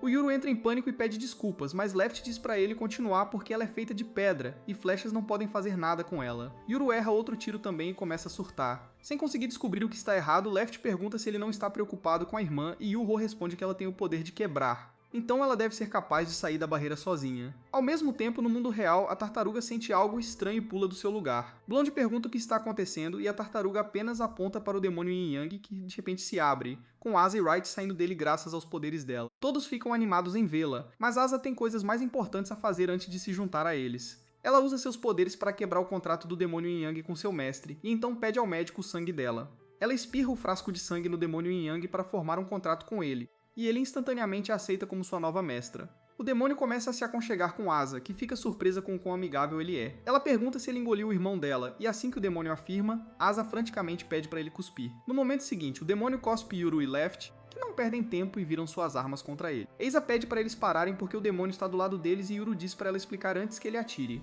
Eisa diz que o demônio agora trabalha para ela e Blonde acrescenta que ele pode dizer a ele sobre seus pais desaparecidos. Yuru para ouvir isso e Asai entra em ação, perguntando ao demônio sobre seu antigo mestre. O demônio Yin Yang não tem vergonha de entregar seu antigo dono que está escondido do lado de fora da sala. No entanto, Asa não consegue vê-lo no escuro e ele pensa que pode escapar. Mas então de repente uma flecha de Yuru perfura seu ombro. Ele ordena a Wright que capture o homem, enquanto Asa fica absolutamente encantada com o quão incrível caçador é seu irmão. Ao mesmo tempo, Jin está mancando pelo casarão, dizendo aos não combatentes para ficarem escondidos enquanto demônios inimigos se aproximam dele por trás. Ele nem se dá ao trabalho de prestar atenção neles, pois sua piranha gigante os devora, e a menor cospe granadas nos portadores de demônios escondidos nas sombras. Ele também não hesita em sujar as mãos, e assim que sua piranha devorou os demônios que tentavam emboscá-lo, ele atira em seu mestre a queima-roupa. Nesse momento, Gabi chega e relata que lidou com 5 fracotes no caminho, mas não reconheceu nenhum deles. Jin diz a ela que também não reconheceu ninguém quando de repente ele nota alguém atrás dele. Ele se vira para atirar, mas para sua surpresa, o homem já está derrotado com uma flecha presa em seu braço. Jin percebe que Yuru derrubou esse cara, mas ele está confuso de onde está atirando. Yuru está atualmente no telhado do casarão, fingindo ser o Batman com um arco. Ele de repente sente alguém nos arbustos, mas decide não atirar no cara e em vez disso muda de posição. Enquanto isso, o cara samurai escondido atrás dos arbustos descobre que não pode vencer contra Yuru em um combate direto, porque ele será baleado antes mesmo de chegar perto dele. Ele decide desistir porque não quer morrer como os outros tolos nesta equipe montada às pressas. Enquanto isso, outro atacante decide fugir porque já perdeu seus demônios, mas ao tentar cruzar o portão, ele esbarra em algo e cai. Ele entra em pânico ao ver um olho gigante, e nesse momento, Balde chega com um pé de cabra e o espanca violentamente. Logo, todos se reúnem em torno das salas danificadas e Yuru diz a Jin que deve haver maneiras melhores de entreter convidados do que fazê-los lutar contra intrusos. Jin pede desculpas e agradece a Yuru por ajudá-los, e ele responde secamente que não se importa com eles e que fez tudo para encontrar seus pais. Nesse momento, Gabi também chega e imediatamente começa a brigar com Yuru. Eiza de alguma forma consegue acalmá-los porque eles precisam lidar com os atacantes que capturaram vivos. Gabi pergunta a Jin o que eles vão fazer com eles, e ele responde que o mestre tomará a decisão, mas eles podem interrogá-los até que ele retorne. Blonde se adianta para o trabalho e vai até o Punk que anteriormente possuía os demônios Yin Yang. O Punk responde que recebeu uma grande quantia em dinheiro para sequestrar os gêmeos, mas não sabe quem eram seus empregadores. Blonde nem se dá ao trabalho de fazer perguntas e invoca sua tartaruga no colo do Punk, esmagando suas pernas instantaneamente. Ele concorda em falar agora e Blonde pergunta quem o contratou. O Punk jura por sua mãe que não sabe de nada, e que conheceu todos da equipe pela primeira vez em sua vida. Ele acha que um cara barbudo de jaqueta camuflada era o líder, e Balde engasga ao ouvir isso porque ele praticamente demoliu o cérebro daquele cara. Jin fica desapontado ao ouvir isso, e então pergunta ao Punk se ele sabe alguma coisa sobre os pais dos gêmeos que desapareceram de um voo. Ele jura novamente que não sabe nada e Yu-Ho fica desanimado ao ouvir isso. Ninguém mais sabe de nada também. E Asa pede desculpas a ele porque sabe que ele veio aqui apenas para descobrir sobre seus pais, mas eles não têm nenhuma pista. Nesse momento, Jin pergunta se mais alguém tem perguntas para esse cara, e Asa levanta a mão. Ela pergunta ao Punk os nomes de seus demônios, e ele responde que o chama de coisas como eu ou você, porque são gado, e ele não vai gastar energia nomeando-os. Ele diz que eles se soltariam se ganhassem nomes, e sua resposta irrita Gabi. Ela coloca a cabeça do Punk dentro da boca de seu demônio mandíbula, pressionando o suficiente para extrair sangue de sua cabeça. O homem teme que vá ter a experiência real de Attack on Titan, mas então Gabi decide poupar sua vida e retorna ao seu quarto. Depois disso, Ace decide nomear os demônios ela mesma, e eles começam a se aconchegar com ela porque estão muito felizes em ouvir isso. Ela diz a eles para não criarem muitas expectativas porque ela é apenas a mestra temporária deles e então pede para eles ficarem menores, pois o tamanho grande deles é um pouco desconfortável. Eles se transformam em demônios adoráveis de ponto e vírgula com isso, e Yuru decide iniciar uma conversa. Ele pergunta a Asa se ela está acostumada com assassinos atacando assim, e ela afirma, dizendo que a vila enviou inúmeras pessoas para matá-la. De repente, Yuru aponta para o tapa-olho dela e pergunta se ela também o perdeu em um ataque. Todos ficam em silêncio ao ouvir isso e Asa afirma, mas então ela decide não esconder nada de seu irmão. Ela diz a ele que uma vez morreu nas mãos de um assassino da vila, e Yuru não sabe como processar essa informação porque Asa está claramente viva na frente dele. O choque faz Yuru reviver o momento em que ele mesmo quase morreu. Poucos dias antes de seus pais fugirem da vila, ele e seu pai saíram para caçar quando ele foi emboscado por um bandido. O malfeitor o segurou no chão com uma faca a poucos centímetros de seu rosto. Percebendo que tinha que matar ou ser morto, Yuru esfaqueou o bandido no estômago e ao mesmo tempo uma flecha perfurou o pescoço do bandido, fazendo-o morrer instantaneamente. A flecha foi disparada pelo pai de Yuru, que imediatamente correu para ver se seu filho estava bem. Ao notar o sangue do bandido em suas roupas, ele percebeu que o incidente traumatizou Yuru. Ele abraçou e pediu desculpas a Yuru, mas disse para ele não esquecer a intenção de matar porque ele provavelmente a experimentaria muitas vezes no futuro, e ele nunca deveria hesitar em lutar contra aqueles que desejam prejudicá-lo. Após a palestra, Yuru observou seu pai se livrar do corpo, mas por mais que tentasse, não conseguia se acalmar. Seu pai o tranquilizou dizendo que essa ansiedade era normal, e que em tais momentos ele deveria respirar fundo e deixar o medo desaparecer. Ele enfatizou que era importante para caçadores como eles dominar tal habilidade, porque quando estão enfrentando feras, eles devem pensar com clareza e sem medo para sobreviver. Mais tarde naquela noite, enquanto estavam sentados à fogueira para o jantar, o pai de Yuru instruiu a não contar a ninguém na vila que ele foi atacado por um bandido. Yuru ficou confuso com isso porque pensou que deveriam avisar a todos caso os aliados do bandido decidissem atacar a vila em retaliação, mas seu pai tinha certeza de que os bandidos não atacariam e convenceu Yuru a agir com calma e fingir que nada aconteceu. No dia seguinte, assim que os dois retornaram à vila, os vizinhos curiosos perguntaram se eles estavam bem porque era incomum eles passarem a noite nos bosques. O pai de Yuru respondeu com confiança que perderam a noção do tempo enquanto caçavam, e quando perguntado onde estava toda a caça, ele disse para cuidarem de seus próprios assuntos. Mas este não foi o fim do interrogatório. Momentos após retornar para casa, eles foram recebidos pela vovó Yamaha, que disse que todos estavam muito preocupados quando eles não voltaram na noite passada. O pai tentou agir normalmente, mas ela foi direto para Yuru e perguntou sobre o sangue em suas roupas. Quando Yuru não teve resposta, seu pai respondeu casualmente que o sangue era de um rato que eles comeram no jantar e rapidamente mudou de assunto perguntando onde estava a Asa. Yuru e seu pai então desceram para o porão onde Asa e a mãe de Yuru os esperavam ansiosamente. Ao verem pai e filho inteiros, eles foram imediatamente inundados de alívio. Embora se sentisse mal por mentir, Yuru assegurou a Asa que nada de ruim havia acontecido e que ele estava apenas cansado porque estava muito ansioso para dormir enquanto acampava nos bosques. A tensão sala finalmente desapareceu, mas não por muito tempo, pois enquanto os gêmeos conversavam alegremente, o pai de Yuru sussurrou algo no ouvido da mãe, o que a perturbou visivelmente. Apenas alguns dias após esse incidente, seus pais fugiram da vila com a Seid, deixando Yuru para trás. Mas a pior traição de todas foi que a garota dentro da jaula que ele acreditava ser sua irmã por 10 anos era uma impostora, e todos na vila eram mentirosos. Enquanto Yuru processava essas memórias sob uma nova luz, ele decidiu ouvir a bizarra história de Asa sobre morrer. Ela afirma que uma vez que ela e seus pais estavam fugindo, eles foram perseguidos por inúmeros inimigos. Eles conseguiram evadi-los todos e mal sobreviveram até que o clã Kashmori os acolheu. Depois disso, as coisas se acalmaram até que seus pais desapareceram. No ano passado, quando ela completou 15 anos, ela foi capturada por um assassino da vila que acabou matando-a. Mas em vez de sentir nada, ela se encontrou em uma dimensão alternativa, onde um demônio mascarado com o poder de quebrar vivia. Encontrando-se cercada por escuridão e crânios, Eisa se perguntou se estava no inferno. Ouvindo isso, o demônio riu e perguntou que tipo de vida ela tinha levado para assumir automaticamente que acabou no inferno. Ele então explicou que eles estavam na terra na fronteira entre a vida e a morte, chamada Reino das Sombras. Eisa percebeu que tudo que seu pai disse sobre a profecia era verdade, e que gêmeos nascidos em sua vila no dia em que o dia e a noite são iguais estão destinados a viajar para o Reino das Sombras e comandar demônios. O demônio confirmou essa profecia e explicou que os aldeões provavelmente a mataram na esperança de desbloquear seu poder. Ele então lhe deu duas opções, escolher a morte ou aceitar o demônio e seu poder de quebrar. Se usado corretamente, o demônio afirmou que Asa seria capaz de decidir o destino do mundo com seu poder, mas também alertou que a maioria das pessoas a veria apenas como uma ferramenta para usar. Nesse momento, Asa considerou escolher a morte porque já havia perdido seus pais, mas então ela se lembrou de Yuru. Em pânico, ela perguntou ao demônio se ele já havia morrido e entrado no Reino das Sombras, mas o demônio respondeu que ela não saberia porque ele seria enviado ao demônio que possuía o poder de selar. Eisa percebeu que não podia morrer sem saber o que aconteceu com seu irmão, especialmente porque ela e seus pais o deixaram para trás em uma vila cheia de pessoas que poderiam querer matá-lo. Não querendo morrer antes de salvá-lo, ela decidiu aceitar o poder de quebrar e retornar ao mundo dos vivos. Ao ser revivida, ela se encontrou amarrada à cadeira em que seus assassinos a prenderam. Enquanto o sangue ainda escorria de seu corpo, ela ouviu silenciosamente seus assassinos discutindo como eles erraram, porque ela ainda não havia ressuscitado. Asa se assegurou ao cara que mesmo que falhassem desta vez, eles poderiam tentar novamente com outro gêmeo para obter o poder de selar.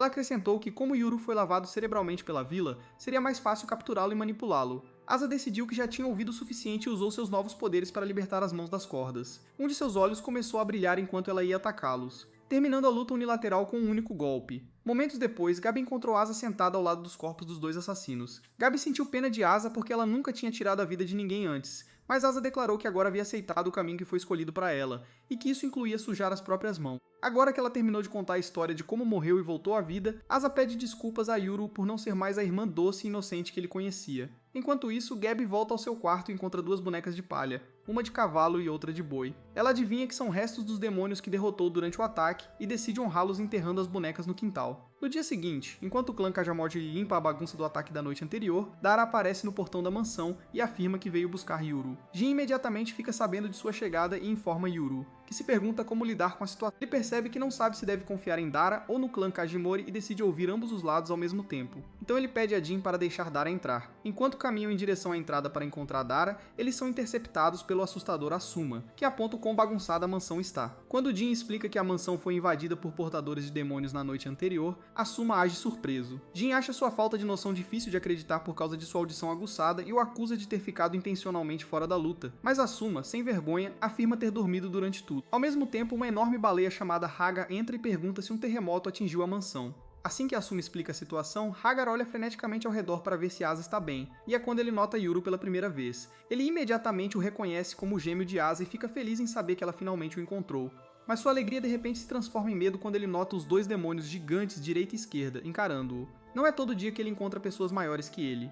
Enquanto o grupo continua andando, Hagrid pede desculpas por não estar lá para ajudar durante a carnificina. Ele aponta o quão chocante é que a barreira ao redor da mansão foi rompida e que eles deveriam ficar em alerta máximo porque nenhum lugar é seguro. Assim que chegam ao jardim da frente, Rajuru nota o carro de seu pai e do líder do clã Keismori, Gonzo, chegando. Depois de Gonzo, Dera sai do carro, chocando completamente Jin. Gonzo explica que encontrou Dera na entrada e ofereceu uma carona depois de saber que ele era o guardião de Yuru. Ele então aperta e sacode a mão de Yuru, dizendo que está feliz em conhecê-lo. Ele então começa a elogiar e se divertir com direita e esquerda, enquanto Jin examina Dara cuidadosamente. Ele acha suspeito que Dara, que é do clã Tatara que serve a vila Higashi, tenha chegado indefeso à fortaleza do clã Kashmori, especialmente quando seu clã nunca se mostrou antes.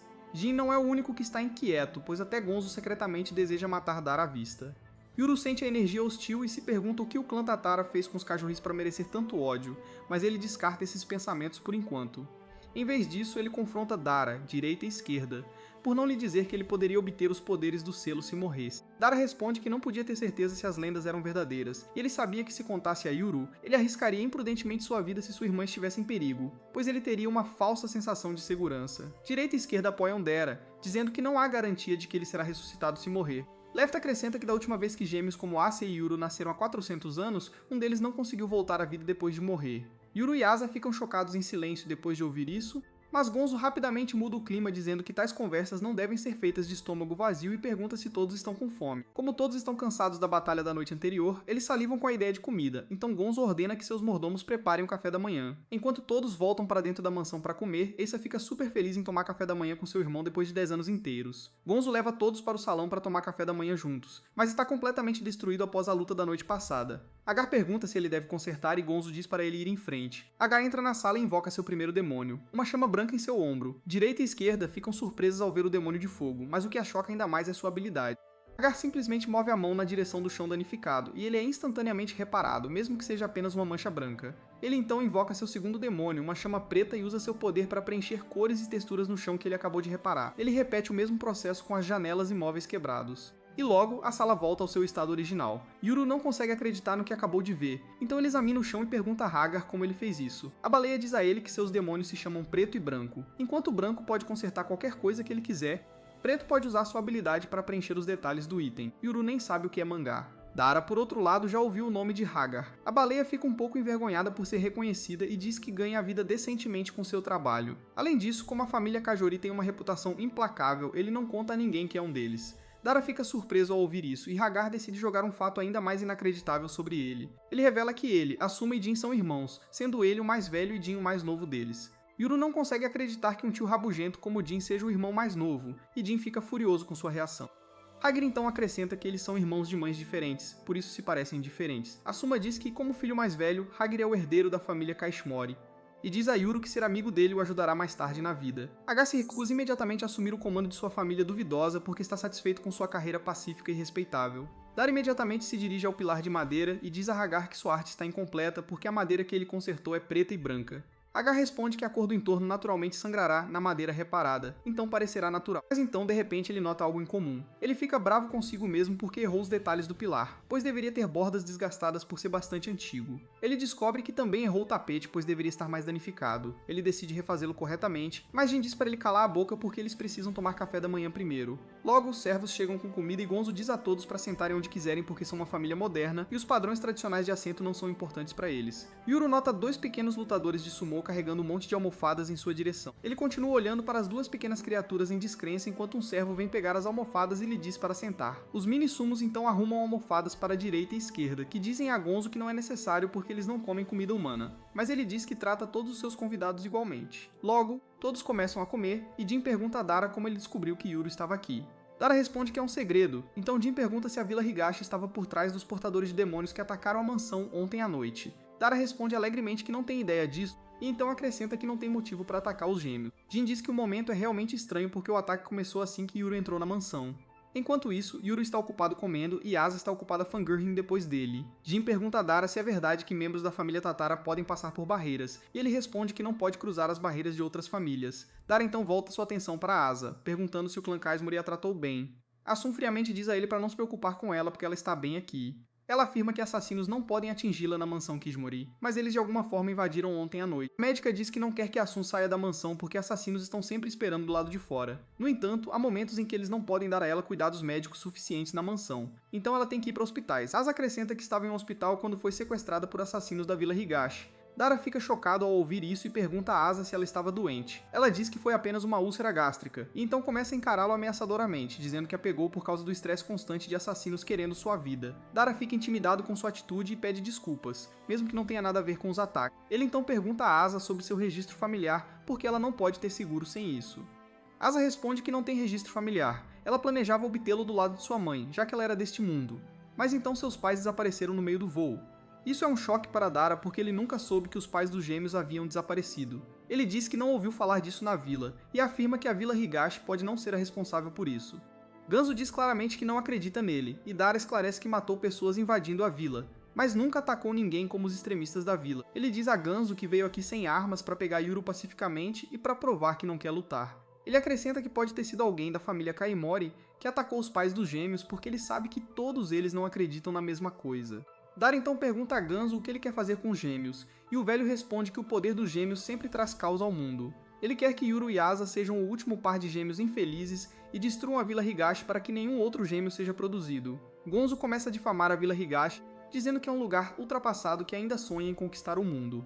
Mas os tempos mudaram e eles não podem fazer o que quiserem. Ele declara que, como descendente do povo da vila, é responsabilidade deles derrubá-la para sempre. No entanto, Asuma imediatamente se opõe a essa ideia. Ele diz que apenas aqueles que são escolhidos pelos deuses têm poderes especiais, e eles devem usar suas habilidades para governar o mundo pacificamente. Ele quer que a Vila Higashi continue a existir, mas sob a supervisão de uma organização capaz. Yuru ouve tudo atentamente e se volta para seus guardiões, dizendo que quando ele perguntou se os gêmeos eram crianças amaldiçoadas que traziam destruição ao mundo, eles imediatamente negaram. Eles afirmaram que foram pessoas tentando usar seu poder que começaram as guerras. Yuru diz que se sentiu aliviado quando ouviu que ele não estava sendo culpado por nada, e sentiu que merecia viver. Com isso, ele termina o café da manhã e então aponta para Asa, dizendo que ela pede desculpas por tudo, até mesmo por coisas que não são culpa dela. Ele pergunta quem a faz sentir que tudo é culpa dela. Ele quer saber por que alguém deveria ditar suas vidas quando não estão prejudicando ninguém. Yuru diz que, como a família Kadimori não é um monólito, ele quer que os extremistas ouçam o que ele tem a dizer.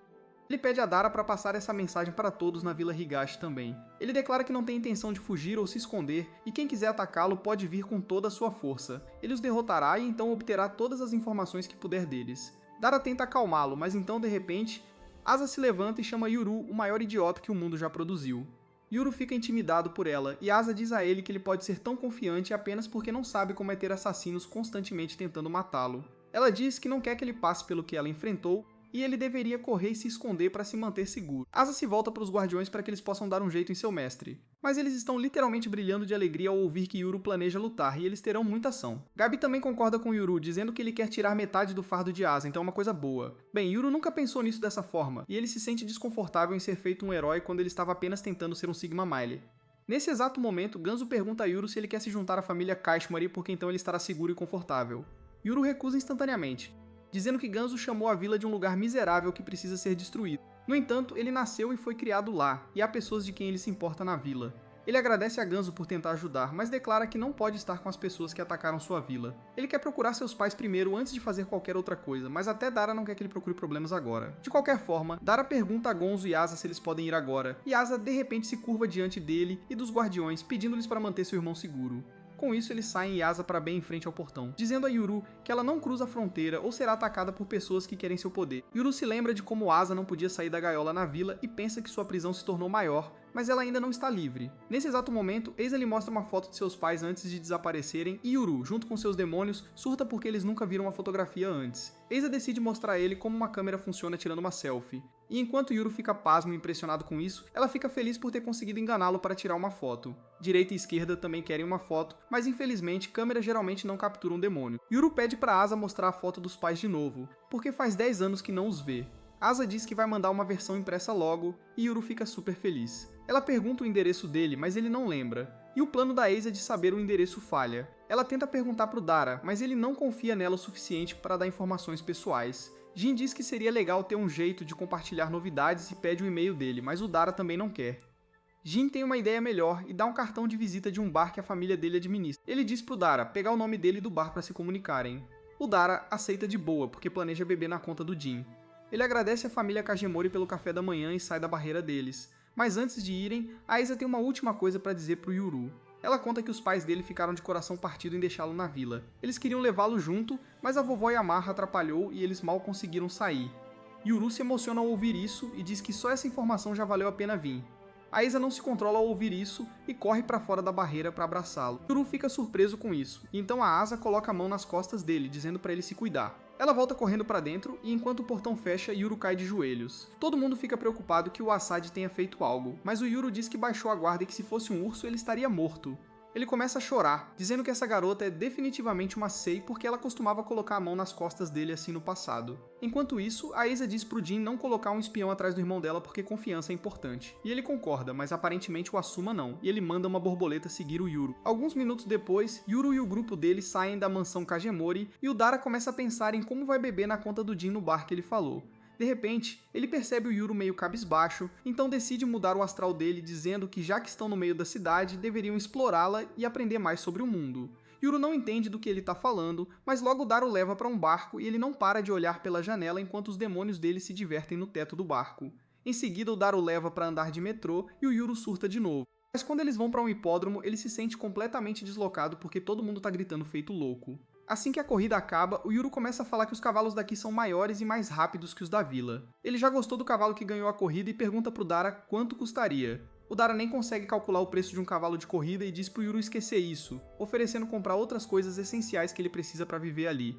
Yuru imediatamente diz que precisa desesperadamente de flechas porque não tem o suficiente para todos os inimigos que estão atrás dele. O Dara começa a pensar onde pode achar flechas, mas aí o Yuru diz que pode fazê-las ele mesmo se tiver o material certo. E isso resolve o dilema dele. Ele leva o Yuru imediatamente para Home Depot, onde o garoto e os dois demônios dele ficam boquiabertos ao verem tantas coisas à venda de uma vez. O Dara pede para ele se acalmar e dizer as coisas que precisa, e o Yuru diz que precisa de bambu, linha e uma faca. Ele planeja usar as penas que vendeu pro Dara outro dia como as flechas. No entanto, a principal preocupação dele é se a Home Depot vende veado, porque ele quer ferver a pele e os órgãos do veado para fazer uma cola natural. O Dara fica enojado só com a ideia e diz pro Yuru usar cola de madeira como um cara civilizado. Assim que eles pegam tudo, vão pro caixa onde a recepcionista se revela um caso especial que enxerga para a direita e para a esquerda. A mente dela fica em branco ao ver os dois demônios, então ela entra no piloto automático e escaneia todos os itens, antes de dizer pro gerente que precisa de um descanso porque tá vendo coisas. Direita e esquerda também percebem isso e dizem pro Yuru que a garota podia vê-los mesmo sendo uma humana comum. E o Dara diz que às vezes os humanos podem ver demônios se estiverem privados de sono. Em seguida, o Dara leva o Yuru para comprar roupas e ele surta achando que os manequins são espantalhos. O Dara diz para ele escolher o que quiser e o Emo escolhe uma jaqueta preta porque vai esconder manchas de sangue bem. O Dara diz para ele pegar umas cuecas também, mas o Yuru prefere uma tanga como fazem na vila dele. De repente, ele lembra de algo importante e diz pro Dara que, quando ele caçava na floresta, alguns bandidos tentaram atacá-lo.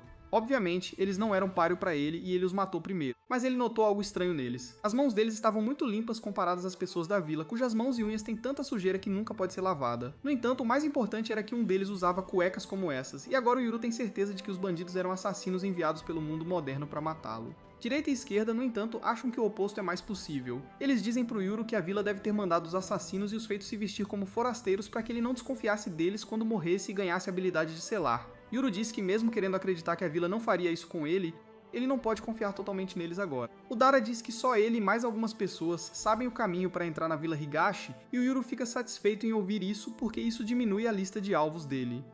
A esquerda pergunta se eles vão atacar essas pessoas e o Yuru afirma, dizendo que vai derrubá-los desprevenidos. O Dara esperava isso deles e o Yuru diz que precisam garantir o terreno alto porque é assim que caçadores vencem lutas. Nisso, ele diz pro Dara que estão sendo seguidos, mas ele já sabe disso. Ele diz que são 3 caras seguindo eles e diz pro Yuru não olhar para trás. Yuru acha que eles podem ser do clã Kashmori e diz pro Dara que o plano dele de se esconder deles pode ter ido por água abaixo porque ele estava na selfie tirada pela Asa.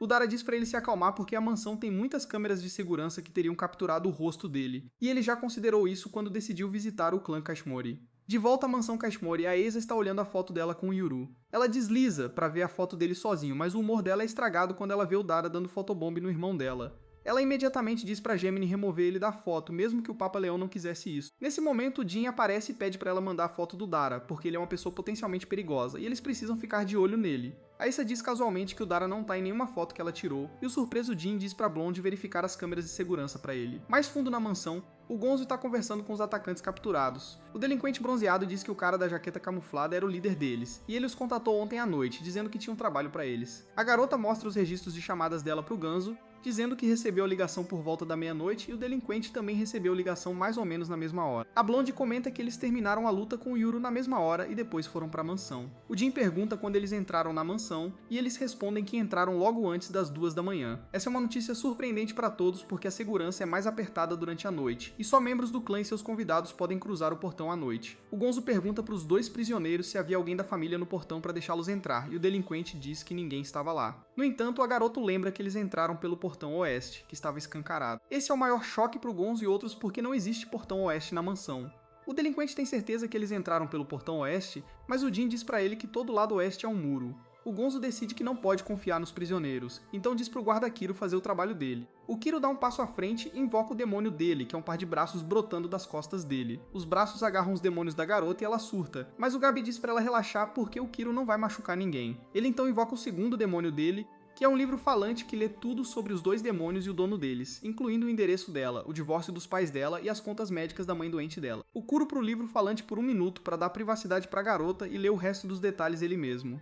Assim que ele termina com os demônios, ele vai atrás dos demônios Yin Yang que trabalham para Asa e lê a história do bandido que os possuía anteriormente. O Kuro confirma que esses 2 caras se conheceram pela primeira vez ontem à noite. Com isso, Ganso se levanta e diz que como nenhum dos 2 tem ligação com o mandante do ataque e aceitou o trabalho só porque precisava de dinheiro, eles deveriam trabalhar para ele. Ele diz para a garota que vai até cuidar das contas médicas da mãe dela. O delinquente fica animado ao ouvir isso e pergunta pro Gonzo se ele pode quitar a dívida de jogo dele também, só para receber uma sandália na cara. Assim que a questão é resolvida, o Gonzo sai com os guardas dele, dizendo para eles manterem os 2 novatos como soldados descartáveis. Ele também ordena que coloquem outros portadores de demônios capturados para trabalhar e continuem investigando. E assim que encontrarem o mandante, ele quer que eles matem aquele desgraçado e todos associados a ele. Enquanto isso, a Asa e outros começam a trabalhar na limpeza da bagunça e reparo da casa. E o delinquente pergunta pra Asa se ele pode ter os demônios dele de volta. Ela diz pra ele se desculpar com eles e inventar nomes pra eles, e ele concorda imediatamente. No entanto, os demônios Yin Yang não estão prontos pra perdoá-lo ainda, e o Gabi sugere pra Asa ficar com eles permanentemente porque eles têm habilidades legais. Por outro lado, Yuru e Dara saem do supermercado com os espiões ainda seguindo eles. Yuru se arrepende de ter deixado o facão do Dara na casa Kaimari, mas ele fica feliz que isso aconteceu porque ele não queria que o Yuru empunhasse um facão no meio da cidade. O Dara diz que se ele precisar de armas, ele pode pegar algumas da casa dele, e o Yuru pergunta se ele tem certeza disso porque eles estão sendo seguidos. O Dara não se importa nem um pouco e leva o Yuru pro lugar dele por ruas confusas. A casa dele está cheia de armas, de machados a lançadores de foguetes, e o Dara diz pro Yuru pegar o que quiser. Ele simplesmente pega um machado quando direita e esquerda avisam os 2 que há demônios por perto. O Dara se prepara para a ação e detém os 3 espiões que o encontraram na casa. Eles sacam as armas assim que o veem, mas o Dara desarma um, enquanto os guardiões imobilizam os outros. O cara restante foge para salvar a vida, mas de repente uma névoa espessa o engole, e quando ela se dissipa, o cara se encontra perdido no meio do nada. O Dara diz que a casa é a base secreta do clã Tatara, e está praticamente na mesma dimensão da Vila Higashi.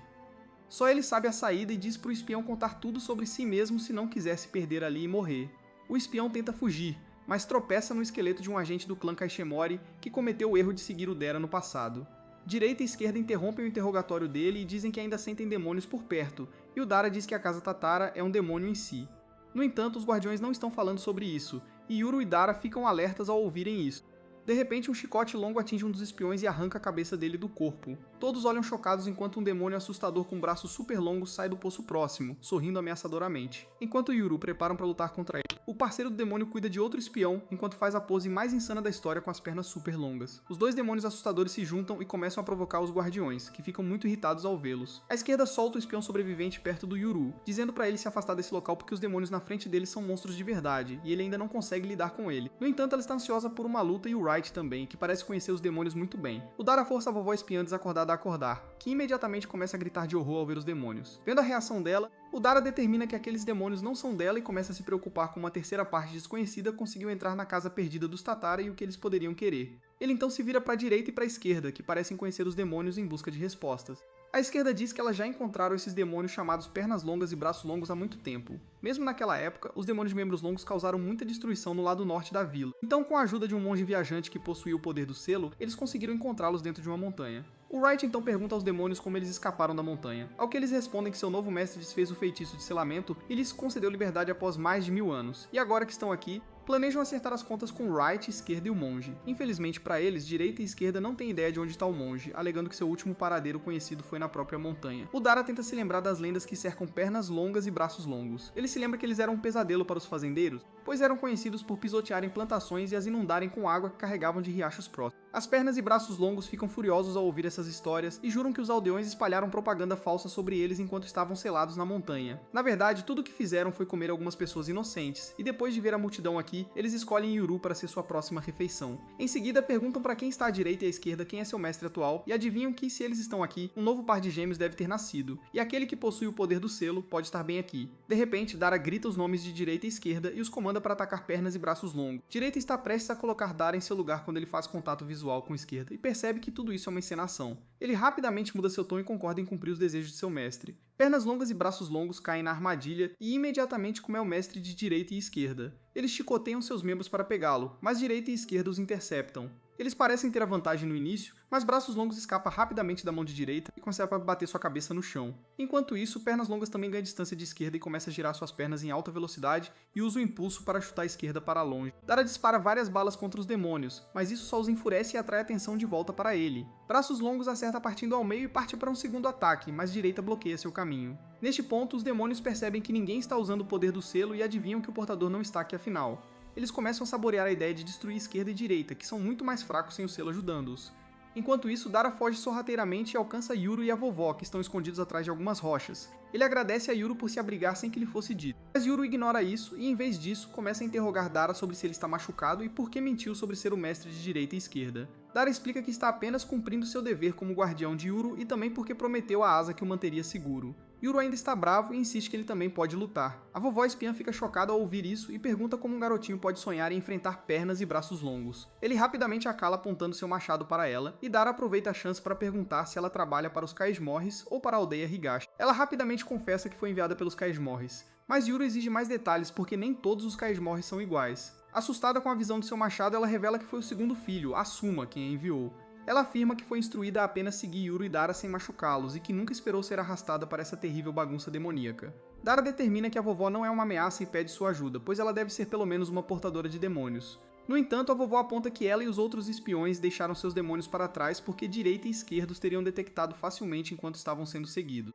Dara grita com ela por ser inútil, e é quando ela sugere que eles simplesmente deixem pernas e braços longos para trás neste reino, assim como os Tataras prenderam outros espiões. Dara adivinha que esse plano não funcionará, já que os demônios e seu mestre provavelmente sabem como entrar e sair por conta própria. Yuru então sugere que ele casse o mestre, que provavelmente está em algum lugar próximo, já que os demônios priorizam proteger seu mestre. Dara considera essa ideia, especialmente porque pernas e braços longos não parecem estar prestando atenção em Yuru. Então eles finalmente decidem se separar, com Dara continuando a se passar por mestre de direita e esquerda enquanto Yuru e a vovó procuram um mestre demônio desconhecido. A vovó treme de medo no início, mas ela rapidamente se recompõe e revela várias facas escondidas, dizendo que só está ajudando para que eles possam sair a tempo de ela cozinhar o jantar para o marido.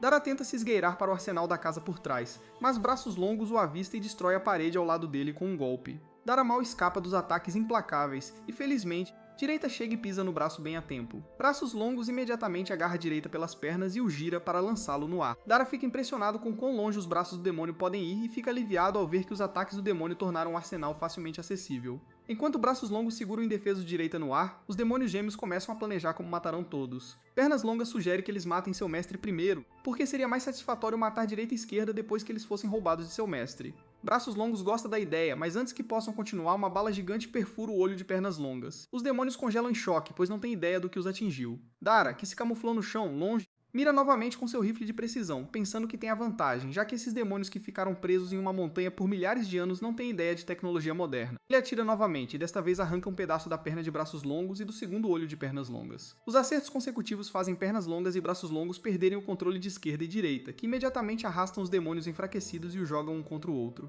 No entanto, os demônios logo se recuperam o suficiente para se empilhar e atacar como uma unidade. Com um ponto de vista mais alto, braços longos imediatamente avista a vovó escondida nos arbustos próximos e a agarra. Ele então oferece a pernas longas como um lanche para ajudá-lo a se curar. Enquanto a vovó é trazida cada vez mais perto da boca do demônio, ela molha as calças e dedura que Yuri é o gêmeo destinado a receber o poder do selo. Isso para os demônios em suas trilhas por um momento, enquanto eles decidem o que fazer. A vovó espera que eles vão atrás de Yuru em vez disso, e assim que eles afrouxarem o aperto, ela cortará os tendões dos braços de braços longos. Mas as coisas não saem de acordo com seu plano porque os demônios determinam que ainda precisam comer para se curar antes de fazer qualquer coisa coisa e começam a esmagar lentamente sua cabeça. Nesse momento, o machado voador atinge o braço do demônio, fazendo soltar a vovó, que é pega por direita antes de atingir o chão. Os demônios se viram para o atacante, que se revela ser Yuru. Ele diz a eles para deixarem a mulher em paz e irem atrás dele, já que ele é o gêmeo profetizado e o verdadeiro mestre de direita e esquerda.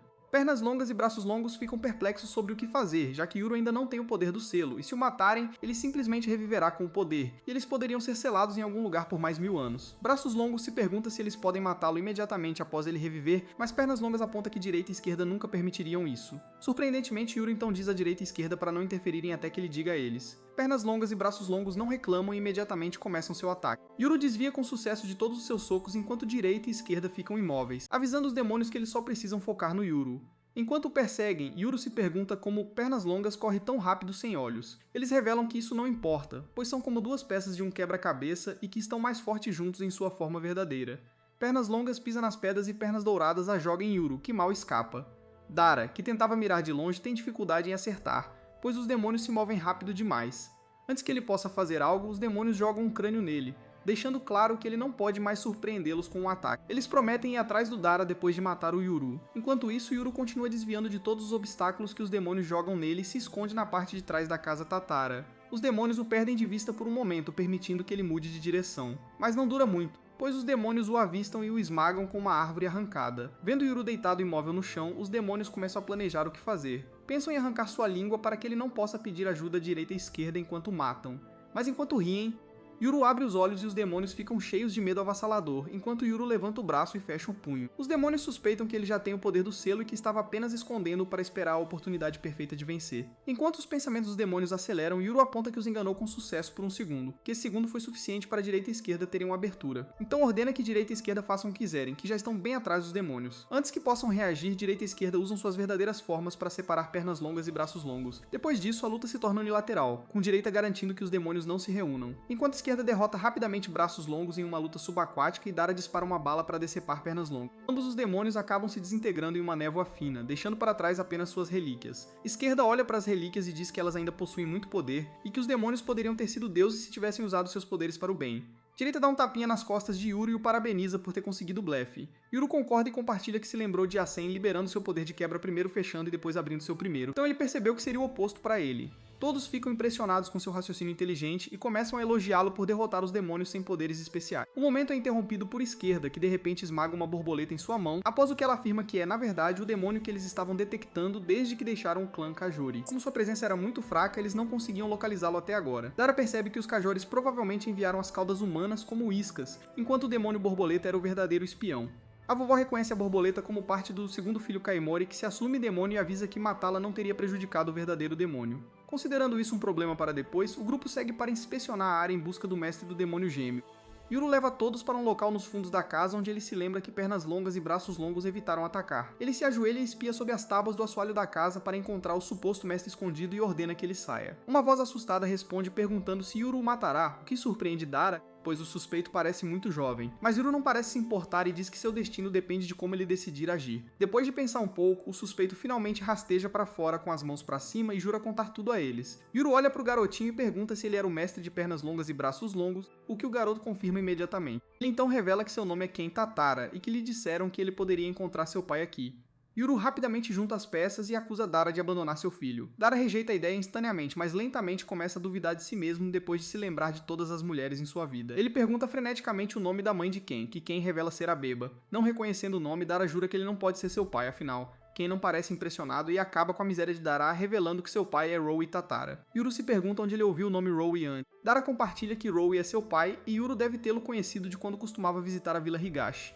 Ele está prestes a explicar mais, mas seus pensamentos são interrompidos quando ele tem a chocante percepção de que Ken é seu meio-irmão. Quando Ken revela que tem apenas 13 anos, Dara tem um segundo choque porque eles têm 22 anos de diferença de idade. Ken não se importa com essa reunião de família e, em vez disso, se vira para Yuru para perguntar se ele é um dos filhos gêmeos dele e de Nagisa. Yuru fica surpreso ao ouvir os nomes de seus pais pela primeira vez em anos e pergunta ao garoto como ele os conhece. Ken responde que não os conheceu pessoalmente, mas seu pai foi quem os ensinou a cruzar a barreira da Vila Higashi. Tanto Dara quanto Yuru ficam irritados ao saber disso.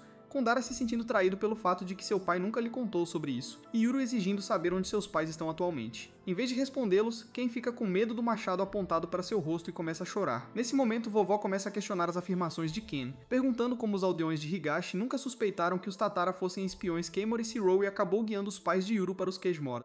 Ken admite que não tem respostas para isso. Vovó então tapa os ouvidos e diz que prefere não aprender mais informações sensíveis de qualquer maneira, e jura que não entregará Yuru e Dara quando eles saírem, já que eles salvaram sua vida. Dara concorda que não adianta mantê-la presa neste reino, já que Izuma provavelmente já aprendeu o caminho usando seu demônio borboleta. Yuru também sente que a vovó não quer matá-los e pergunta se o marido dela também trabalha nessa área. Ela responde que ele é apenas um NPC normal que nem sabe que ela faz esse trabalho.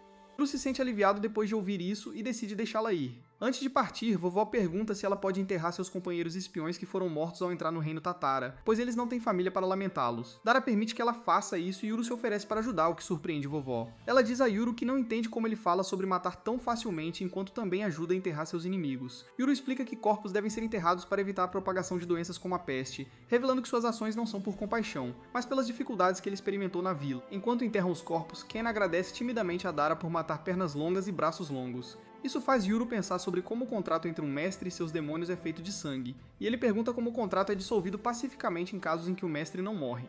Dara responde que tanto os demônios quanto o mestre podem concordar em dissolver o contrato, e que o termo mestre não significa que eles são superiores aos demônios. Yuru então se vira para a direita e esquerda e pergunta se isso também é verdade para eles. Esquerda confirma e diz que se Yuru pedisse, eles voltariam para a entrada da Vila Higashi, embora preferissem ficar com ele porque isso lhes dá liberdade. Direita e esquerda então encaram Ken e o advertem contra libertar demônios aleatoriamente, porque muito poucos demônios são tão legais quanto elas. Ken treme de medo e promete nunca mais fazer isso. Com isso resolvido, esquerda e direita explicam a Yuru que enquanto o poder de quebra libera demônios perdidos, Selos retorna ao seu estado de relíquia e o sela. Logo depois, Dara escolta a vovó para fora da base Tatara, que decide desistir assim que pisa no mundo real. De volta à base, Ken é solicitado a revelar tudo o que sabe. De cara, Ken afirma não saber nada sobre onde estão os pais de Yuru ou seu próprio pai. Dara se pergunta se Rowe está vivo, o que choca Ken porque ele esperava que Dara soubesse onde ele está. No entanto, ele está tão perdido quanto seu meio-irmão e afirma que Rowe desapareceu um dia sem sequer passar o contrato da Casa Perdida Tatara para ele. Ken compartilha que Rowe só vinha encontrá-lo e sua mãe ocasionalmente e durante esses tempos ele o ensinou sobre demônios. Eventualmente, ele parou de vir completamente, e quando sua mãe faleceu alguns dias atrás, Ken não conseguiu entrar em contato com ele. Como ele estava sozinho, pensou que a melhor maneira de sobreviver era adquirir alguns demônios fortes e é por isso que libertou pernas longas e braços longos. No entanto, ele rapidamente se arrependeu porque eles se revelaram maus e só pouparam Ken porque ele era seu mestre.